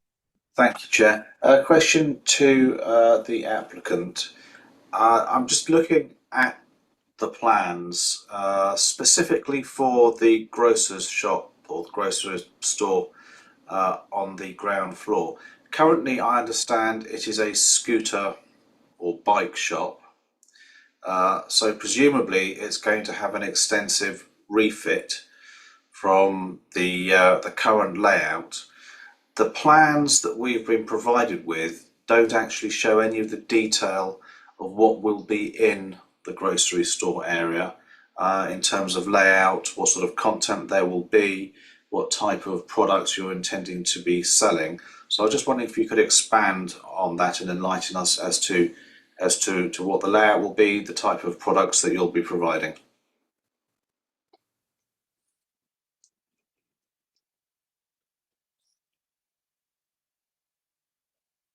That's to the applicant, Mr. Gebramarian, please.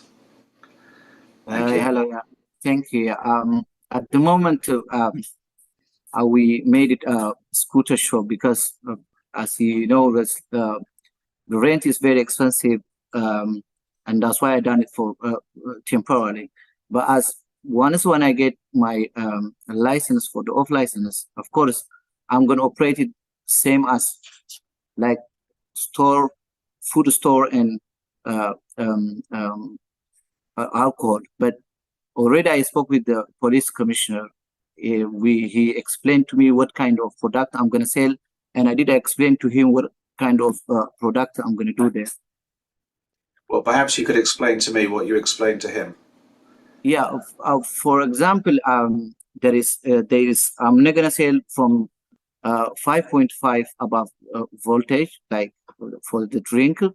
So I'm going to sell only like beers and spirit, and there's a food as well. That's what I'm going to do. So let me be more specific then. Is it your intention to sell predominantly alcohol? I mean, are you going to be an off license, or are you going to be selling fruit and veg with maybe a few beers as well? Exactly. This was my how much space are you devoting within the area to alcohol sales as opposed to food sales? Well, more is the product I'm going to sell is a food. Plus I'm going to make as well few fridges for the drink. Like I'm going to sell alcohol and stuff. Okay. Thank you. Can you let me know also, will you be intending to do deliveries? And this is for both upstairs in the restaurant, downstairs in the restaurant, and also upstairs in the grocery store. Yeah, you can. You know that these days all the business going to deliveries, and these days there's most customer they don't attend to the permits. They order it online. There's everything is changing now. Of course, we're gonna do delivery and stuff. And so, what routes would you be using to do that? Would you have your own drivers or riders, or would you be using Uber Eats and Just Eat and all the other commercial providers? To be honest, it depends on the business. You know how the business is gonna go. But at the moment, I'm going to use the Uber and Deliveroo. Okay, thank you. Just one other question about the plans. I don't know if you've got them in front of you. I'm looking at them at the moment. This is now in the restaurant area downstairs. In the lower part. Sorry, Chair, can I share my screen so I can just point at things? Can you permit me to do that? I have no objection to you doing that, although I'm not sure how you would do that. I think you might have to ask Charles to do that for you. Charles, if I share my screen, I seem to have permission to do that. Can I? Well, I'm going to try it if that's all right with everyone. If it doesn't work, it doesn't work. There we go. Can you all see that? Yes, I can see that. Thank you. Excellent, fantastic. Right, and can you see where my mouse is moving around? Yeah. Excellent. Right, so this area down here, I can see and understand that looks like sort of a typical restaurant layout, and I understand that. What I'm not clear about is this area up here. I don't know what these two rectangles are here and what they represent. So if you could just explain that, please. Exactly, I will explain that. The first one you indicate with the pink color is the main restaurant. This is the serving area, and the one the last one you indicate is a kind of like it's kind of a pool, like you playing it by hand. It's our traditional play a pool, like a kind of a pool. Okay, fine. So it's a traditional eating area, but it's an eating area.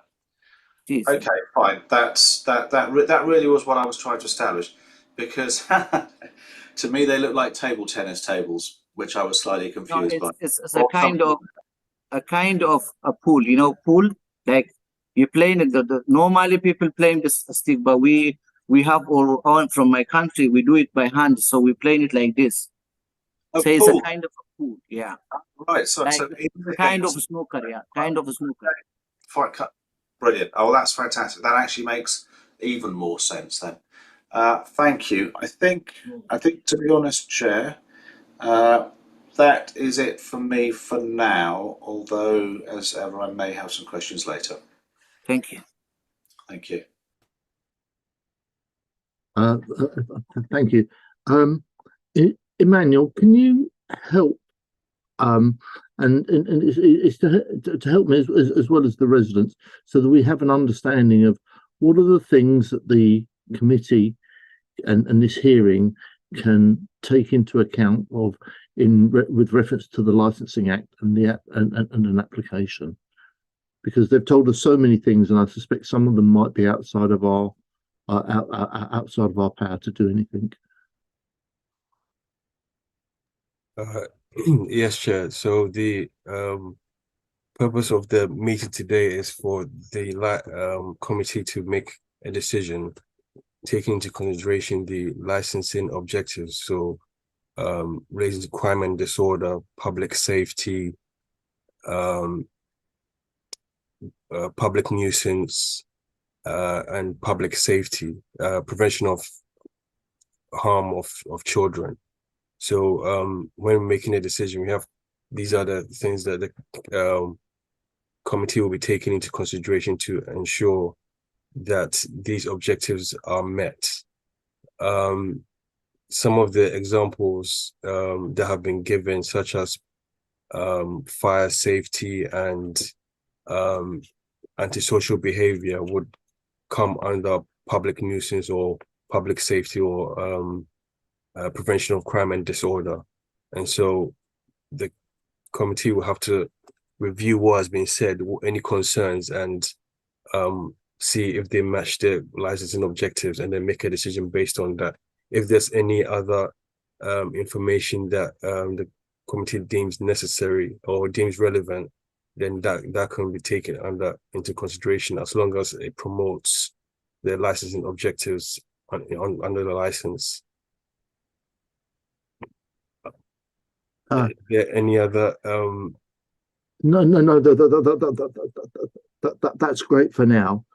And if I could come to Chanthison, I'm aware you've got your hand up. Is it something you need to tell me at this moment, or because I wasn't going to come to you right now? Yeah, I just want to know, Mr. Minasi. Yeah, I'm sorry, you can't. I've got to stop you. You can't ask anybody any questions. No. I just want to point out that he is saying that he's going to sell alcohol 5.5 on the application. Why did he write wine grocery? Wine, the alcohol. Okay, Chanthison, I've understood the question, and I'm sure I or one of the committee members will ask that. Okay, because that is an important question. Okay. Thank you, Councillor Stanton. I didn't mean to interrupt you, Chair. I was just trying to signify that I will have another question, so I can either ask now or defer to you if you would prefer. I'll come back to you if I may. Thank you. I wanted to speak to Elizabeth Jarrah. Elizabeth, are you still with us? Yes, I'm here. Hello, Elizabeth. So you're a life resident of this area, and you know it quite well. Yep, I've grown up since I was quite small, and I went to St. Stephen's Primary School just down the road in Lime Grove. Okay, that's going to be brilliant, because I haven't frequented this area since I was a schoolboy going to the old Lime Grove swimming baths. So obviously there is concern for the area and the neighbourhood, and there's quite a bit of mention of drug dealing, drug use, and having undesirables in the area. Yeah. From your knowledge of the area, how do you think this business is going to fit in with that? And remember, we have to be quite objective about this, because I know you're probably thinking as residents, we don't want another bar here, or we don't want another this here, but we have to look at the applications on their own merit. So we can't just say, well, the residents don't like it and that. So if you could just give me just a better idea of some of the problems you think that would relate to this particular premise. I think it's just really close to an area where people tend to congregate, I would say. The fact that there's going to be said wine shop, and that actually gives them the opportunity to gain more alcohol access, it just gives them an area where it's already predominantly used as kind of like a safe haven for people that actually deal with drugs, actually take alcohol as well. It's an alleyway. I mean, predominantly people don't even walk through here at night, but there are people that are just loitering around. And then also early in the mornings as well. I mean, my door literally has a step on it, and I've always had banging and loud noises, and I'm wondering all the time at night, like, what's going on? And sometimes people have actually rung my doorbell out of nowhere, and it spooked me like at 3 a.m. And I'm just hoping that my door actually is going to be sustainable enough to keep those people out. And, you know, that's, I'd say, just the sale of alcohol in itself, even like refreshments outside, there's people that urinate on broad daylight. To be fair, I've come out of my door and I've literally seen people just piss right in the corner because there's a bushy area around there, even though there's cars that are parked, and it's predominantly, sorry to say it, but men. So I just feel like it's a really unsafe area for me at the moment.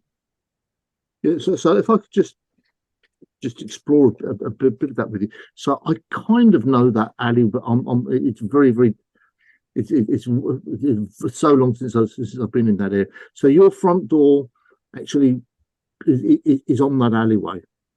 Yeah, so I'm the last door on the alleyway, 82A, and it looks literally directly onto the parking bay area. Yeah. And then towards the right-hand side goes towards Lime Grove, and to the left-hand side goes to Tismas Road. So do you know who owns the alleyway? I think it comes down to the council, to be fair. Okay. I don't think it's owned by anybody. Have you or any of your neighbours ever spoken to the council about this alleyway? To be fair, I have brought it up because I have had some trouble with bins on days that I needed to put out and stuff. But apart from the fact that it's an open alleyway to all residents, we've never really discussed it any further than that. Yeah. So the reason for me asking you these questions is I think the alleyway and what goes on there is a genuine concern to local residents. But I don't think necessarily that's the that we can say to the applicant, look, there's this alleyway there and it's going to be a problem and therefore we're not going to give you a license. But the council has a policy of gating and taking measures for these sorts of alleyways, which is nothing to do with this licensing committee. But perhaps somebody should talk to them, and I'm quite happy to contact your local councillors for you and to see what can be progressed there, so that are you aware how some in the borough, how some alleyways have been gated off?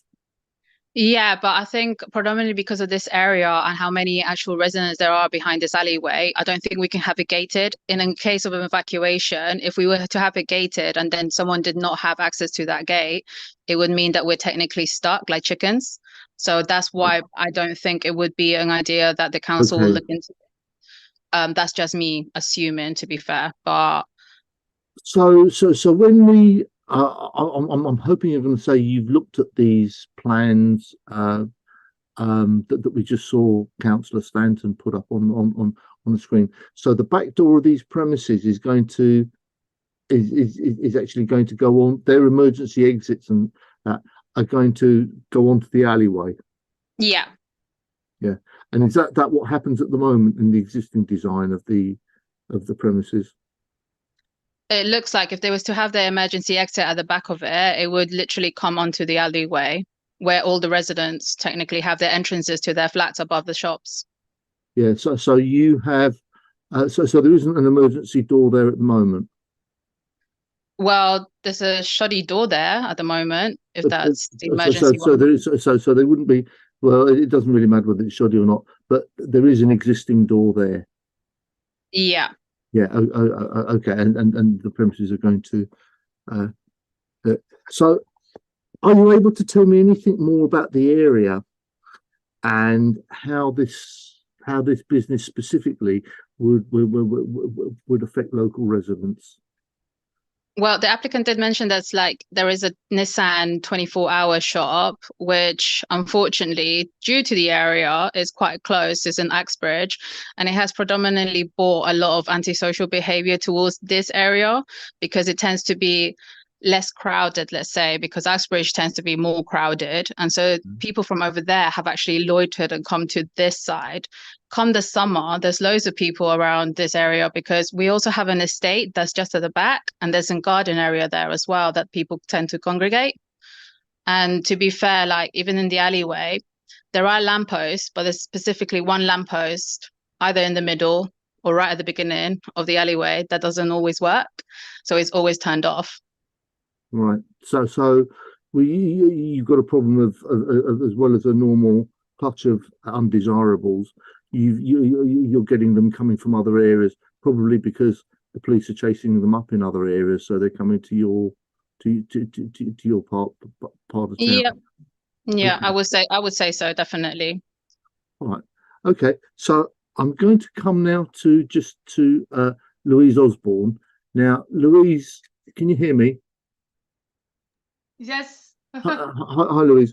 Sorry, I just put my hand up because I did submit some photos, and you'll be able to see the doors in those photos that I added to the agenda. Oh, okay. Thank you. We'll have a little look at that later on. Can I just ask Councillor Stanton and Councillors Crum, do you have any further questions? I do, Chair. Yes. Chair, I have no further questions. Councillor Stanton. Thank you. This is to Mr. Gebramarian. Just you mentioned that you had other businesses that you run. I was just wondering if you could outline what sort of businesses those are. The same business. I have two businesses in North End Road 335, 327. There's a restaurant, and I have 327 is unisex salon. Neither of those then are grocery stores? No. Okay. No, that's great. Thank you. Because my next question was a bit of a follow-on from that. I was just wondering, who is it that you're intending to actually run the grocery store? And in fact, if you're not currently running any other grocery stores, do you have any experience of running a grocery store? I do have experience in grocery stores, you know. I used to work back in the days in grocery stores. So there is no issue. I'm going to run the business because I have experience. I have been in the business about 16 years. So I used to have, I've been in Gold Hawk Road about almost 18 years. So I used to have few businesses as well back in the days there. And did those businesses sell alcohol? Yes. That's it for me, Chair. Thank you very much. Thank you. Thank you. A question is Louise Osborne with us? Hello, Louise. Louise, when you were explaining your objections earlier on, you spoke extensively about the drinking, dealing, drug use, and that. Have you got any idea where they're buying the drink from and where the drugs are being dealt? The drugs are being dealt right outside my door, my front door. I mean, last summer, it got so bad that I couldn't even get into my flat. And I did a police report and it cleared it away for a little bit. But they come back again. You know, it's blatant and obvious right outside your door, you know, and with taking the drugs, they're also sitting there drinking as well. So, And could you make an informed guess as to where they're buying the alcohol? I don't even know if they're buying it. I think I don't know. I mean, it's all right. We're quite worldly here, so you know, were they going and shoplifting it from Sainsbury's? yes. Well, there is Sainsbury's. There is Jazz, another off license near to the Goldhawk Road tube station. That's like a newsagent. These other premises are much further down the road that have been quoted. But as I say, one of the biggest worries is opening at 8 o'clock in the morning. That's you know, where other places will open later. This will be more of a magnet for people to come if it's the first one to be open. So, do you think that if this premises had a license, that they would sell alcohol, and then the people who bought it would then make a nuisance of themselves around where you live? Well, yes, and I think from the plans, when you look at the shop is offering a toilet as well. So, will the shop become a bar? That's you know. I also don't know where the outside drinking's going to be. What's the time of that? The closing time of the shop that you're referring to?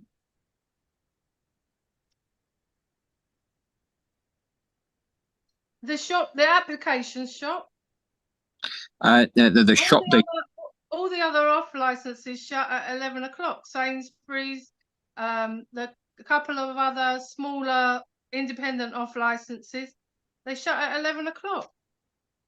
I'm referring to the shop that you mentioned. That is that this premises that would offer the facilities, the toilet facilities. Yeah, the on the design there's toilets in the shop. So is it going to become a upstairs bar? Will it have the right to be an upstairs bar if it gets granted the license? Okay, thank you for that question. Mr. Kibramian, are you able to answer that question? Yes, sir. I don't know what she's asking. I don't understand her question. But it's not, the bar is not going to be in the ground floor. This is a restaurant, yeah. This is a not nightclub. This is a not bar. This is a restaurant with the food. So there is not a bar in ground floor.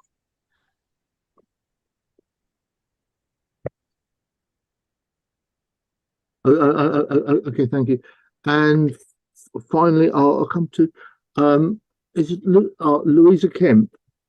Can you tell me a bit more about the problems you perceive if a license is granted for these premises? I think it would be a nightmare, to be honest. From my point of view, I have to get up very early in the morning. I'm a chef. I'm actually a head chef.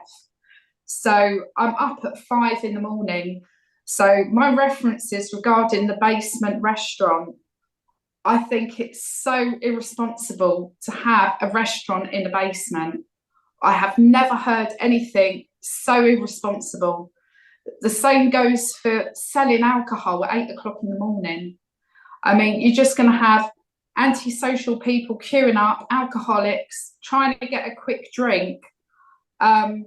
You've got kids, you know, going to school, you know, leaving the house, you know. Where I live at 80 Alpha Goldhawk Road, there is a huge problem with drugs. You've got people smoking crack cocaine.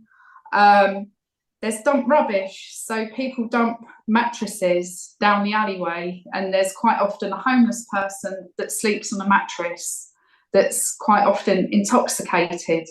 You've got a hostel down Lime Grove. You know, people out of the hostel, you know, have got a tendency to walk down the alleyway. I see drug deals take place. I think having another off license selling alcohol is just going to make the matter worse, because outside 80 to 82 Goldhawk Road, it completely backs on to the alleyway. It's such a small area. It's adjacent to Titmuss Street. You've got 2 shared use bays. Quite often I will see people urinating in broad daylight, as well as defecating and vomiting. It is absolutely disgusting. And to be honest with you, I do not want to live here anymore. If this Gillas Vibes operates as a basement restaurant and an off license, I will be moving. So that's how it makes me feel. Yeah. So Louise, have you got? I hope you don't mind me asking. Have you got children, or have you raised children? I haven't got kids. Okay. But you were aware of other people with children in the area. Absolutely. The lady that's actually here tonight has children. You know, I'm purely an observer. You know, and I can sympathise as well. Yeah. I think there's huge issues of safeguarding and everything that comes with that. And how long have you lived in the area? I've lived in the area 12 years. Okay. And within that period of time, there's been a huge change. The area has got more and more antisocial. There is a huge drug problem. The police are under-resourced. They haven't got the time and the energy to actually try and sort the problem out. I mean, even to try and ring 999, there's just not the resources available. Yeah. I think we're very aware of that. I'm just trying to make sure I've got all the information that I possibly can. I mean, to be honest with you, if I just interrupt you, I can only look at this from a licensing point of view. I can certainly talk to some of the other council as a councillor. I can talk to some of the other councillors and see what can be done about some of those other problems, but I can't address that. Some of the things I can, some of the things I can't address within this application. And we have to be fair to every applicant that that somebody's wanted to open a business in a troubled area is sometimes seen as a positive, but if it's going to have a negative effect, then that's the information we want. We want. Anyway, look, thank you very much, and thank you for your help with the questions. Councillor Stanton, Councillor Quam, do you have any further questions? Chair. No, Chair. So we'll return to the agenda, and we'll now come to the summing up stage, and I'll ask the licensing officer, Lorna McKenna, to please sum up.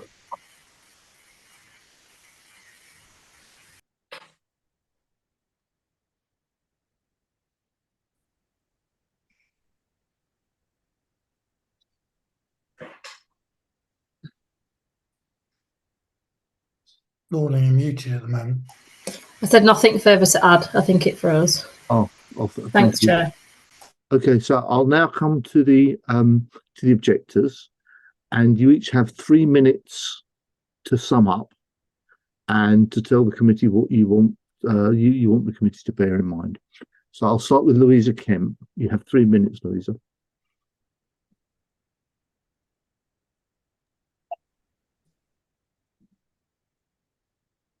So you're muted. Yeah, can you hear me now? Yes, we can. Yeah.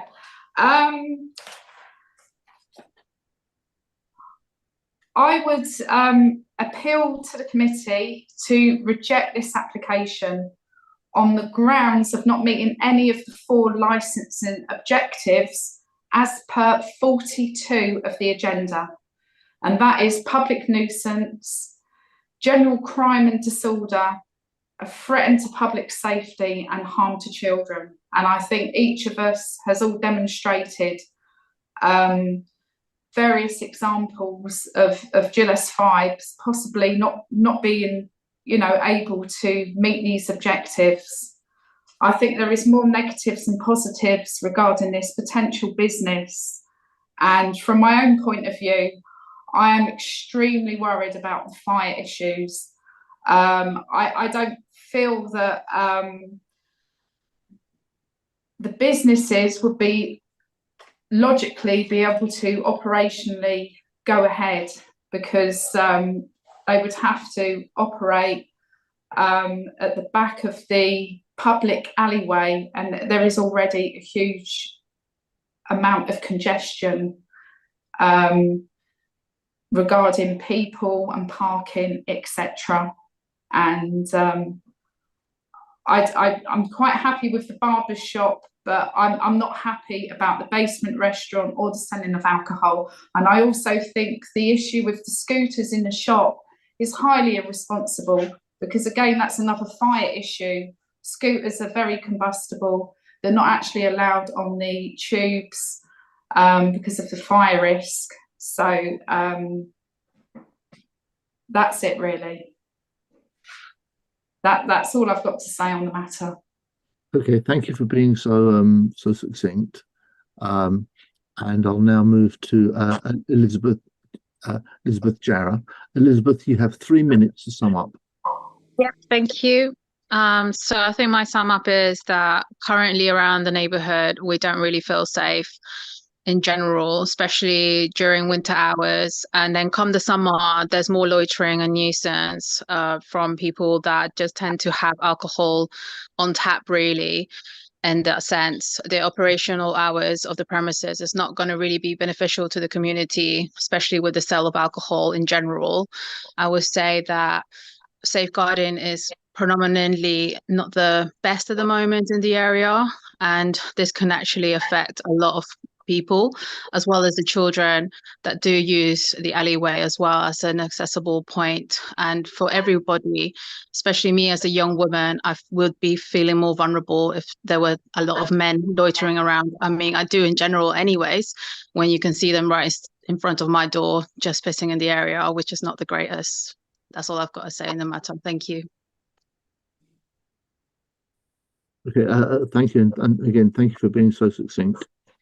I'll now come to Louise Osborne. Louise, you have 3 minutes to sum up, please. Thank you. I mean, I've lived at my property for 30 years, and the first 25 of them I lived above a betting shop. But anyway, the shop has been empty, and that's why there's no history of any crimes there.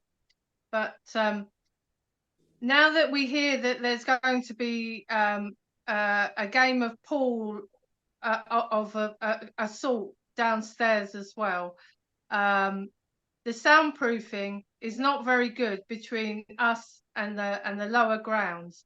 We can hear people talking, we can hear music like a radio, we can hear people walking about. I feel also that it's some of the plans and that look very vague. I don't think it's explained, and I think it would definitely need to have like some kind of supervised site visit if we were going forward. But I'm still opposed to having this bar in the basement of my home. It's been my home for 30 years, so I know the area very, very well. Thank you very much. Louise, thank you, and thank you for being so succinct as well. So can I come to Chanthason? Sorry, I hope I've been pronouncing your name reasonably well. That's okay. Please, you have 3 minutes to sum up. Yep. So I've been at the property, for 10 years now, and my children did grow up here. They are still growing up, and they're becoming young adults. And during that time, I've witnessed so many, unusual behaviors, especially my daughter growing up. They're coming to school, going to school, coming back on their own. It's just very scary as a parent, as a mum. I have to be home. I can't work because of, what's happening outside my front doorstep. I have to say, can you please let me out? I need to go and pick up my child because you're in my way. And now with this, granting the alcohol license and the restaurant is just gonna, make the area worse, because you buy the alcohol is in, paper containers, whatever. They will come down to the alleyway, sit there and drink, vomiting, toiletry. Yeah, it's a very eyesore for us to see all that. And with the restaurants, it is becoming a bar, because on the plan it did say bar, and also not selling wine, not alcohol, no more than 5.5, but wine is 7.5 alcohol. That's just not right. So to sum it up, I think it's very vague on the application, and knowing you don't know what you're going to sell, what's going to be there. It's just I just hope that it will not be granted, because it will affect our lifestyle, and I have to always keep an eye on my children now. And the children going around this area, going to school, to see this see that alcohol, and being exposed to this. I mean, once it's granted, and then it's going to be happen, it's going to happen again. Another person is going to open up another alcohol, and plus you already got like more than 3 alcohol licensed store or places that other they can go and buy alcohol. And there's like African cuisine on this street. I understand there's diversity, but there's already diversity in this area. Why do you need another one? Yeah, that's all. Thank you for listening. Jonathan, thank you very much. And I'll now come to the applicant, Minasi Gebram. You have 12 minutes to sum up, please. Yeah, thank you, Chair. Already the all answers, I think you answered for them, but these people, I don't know what they're talking about, because I'm not gonna harm kids. I have a kids as well. So, and if I open off license of restaurant, I don't think it's gonna be harmful for the kids around there. There is a lot of restaurants and pub close to my shop. I'm 82, and there is number 84 is a bar. It's been for a long time. So, and then 78 is a restaurant. I don't know what they're talking about, these people. And I mean, if everything what they say is, I'm going by the rule of the regulation, and I'm not harming kids. Or if I open around there, I'm not gonna create anti-social behavior. I'm not gonna. I mean, I don't need to be like with my neighbors. I have to look after my neighbors, my community as well. This is not my first shop. I've been while in this community, so, and I have to look after them as well. So, but the way they address it themselves, I don't think that's right. So, for example, if I open a restaurant or off license around there, I'm doing something for the community as well, for the neighbors as well. So it's not only for my favor, it's for everybody, for the economy, for everything. So, and about the fire, they was talking about the fire as well. The fire, we've been already everything we set, fire alarm, we have fire extinguishers, we have fire exit. We just following the regulation, you know, according to the council. Other things as well.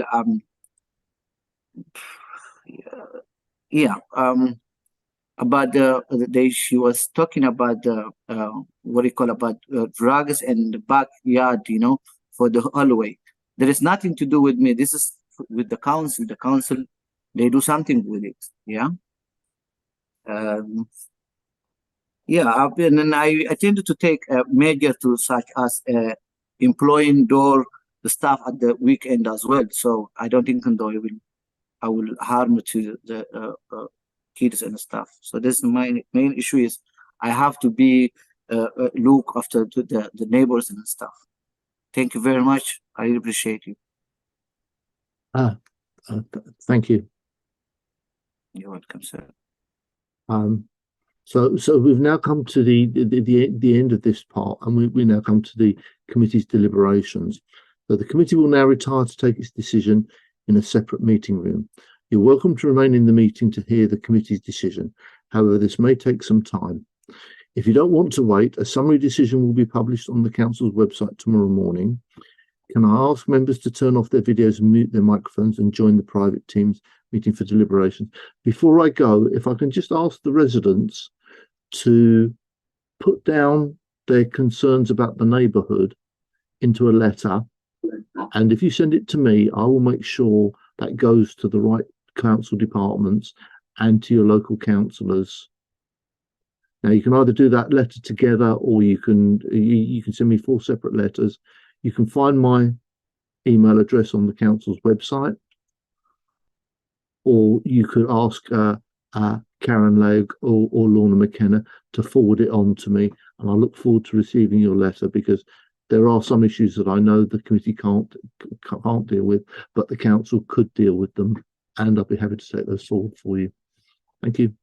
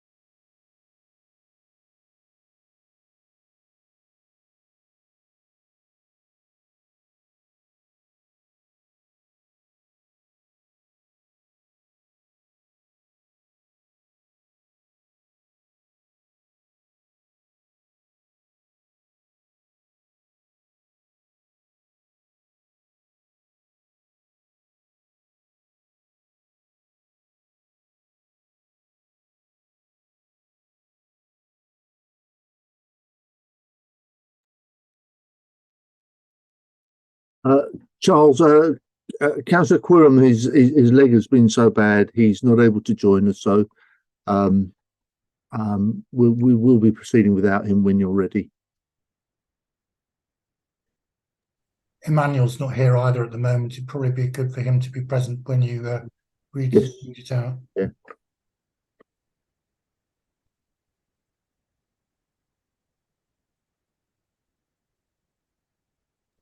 Yeah, Emmanuel, the chair was just explaining that Councillor Quayham is feeling unwell, so he won't be joining us for the decision.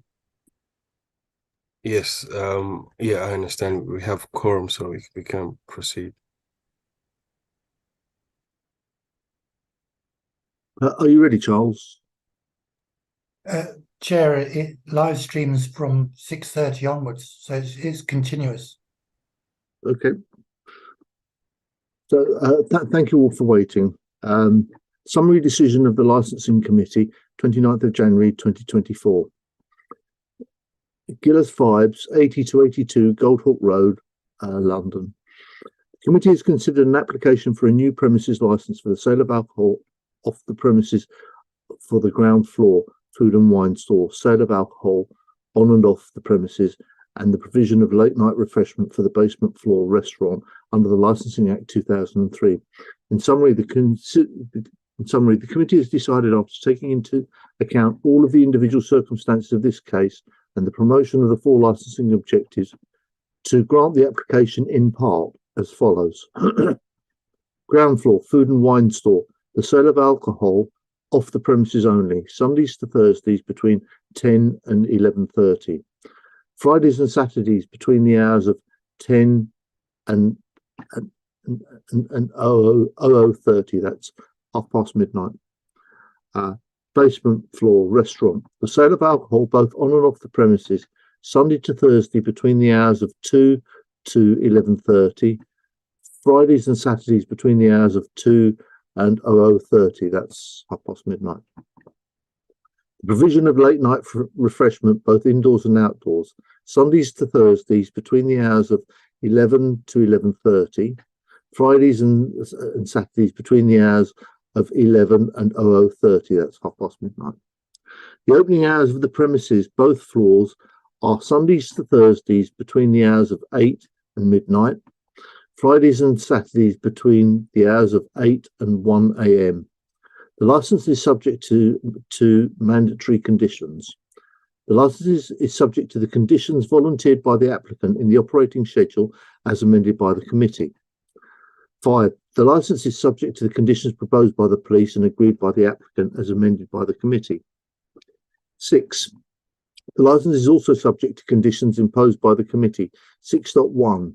All external doors and windows shall be kept closed at all times, save during access and egress. 6.2. External doors shall be fitted with a self-closing device that is maintained in proper working condition, which shall not be propped open at any time. The license becomes operational with immediate effect. If problems are experienced, then an application for a review of the premises license can be made. A copy of this committee's full decision, including its reasons, will be sent to the parties forthwith. If the applicant is unhappy with the decision, they are entitled to appeal to the Magistrates' Court within 21 days from the date of notification of the full decision. And thank you very much. Thank you, everybody, and good night. Sure.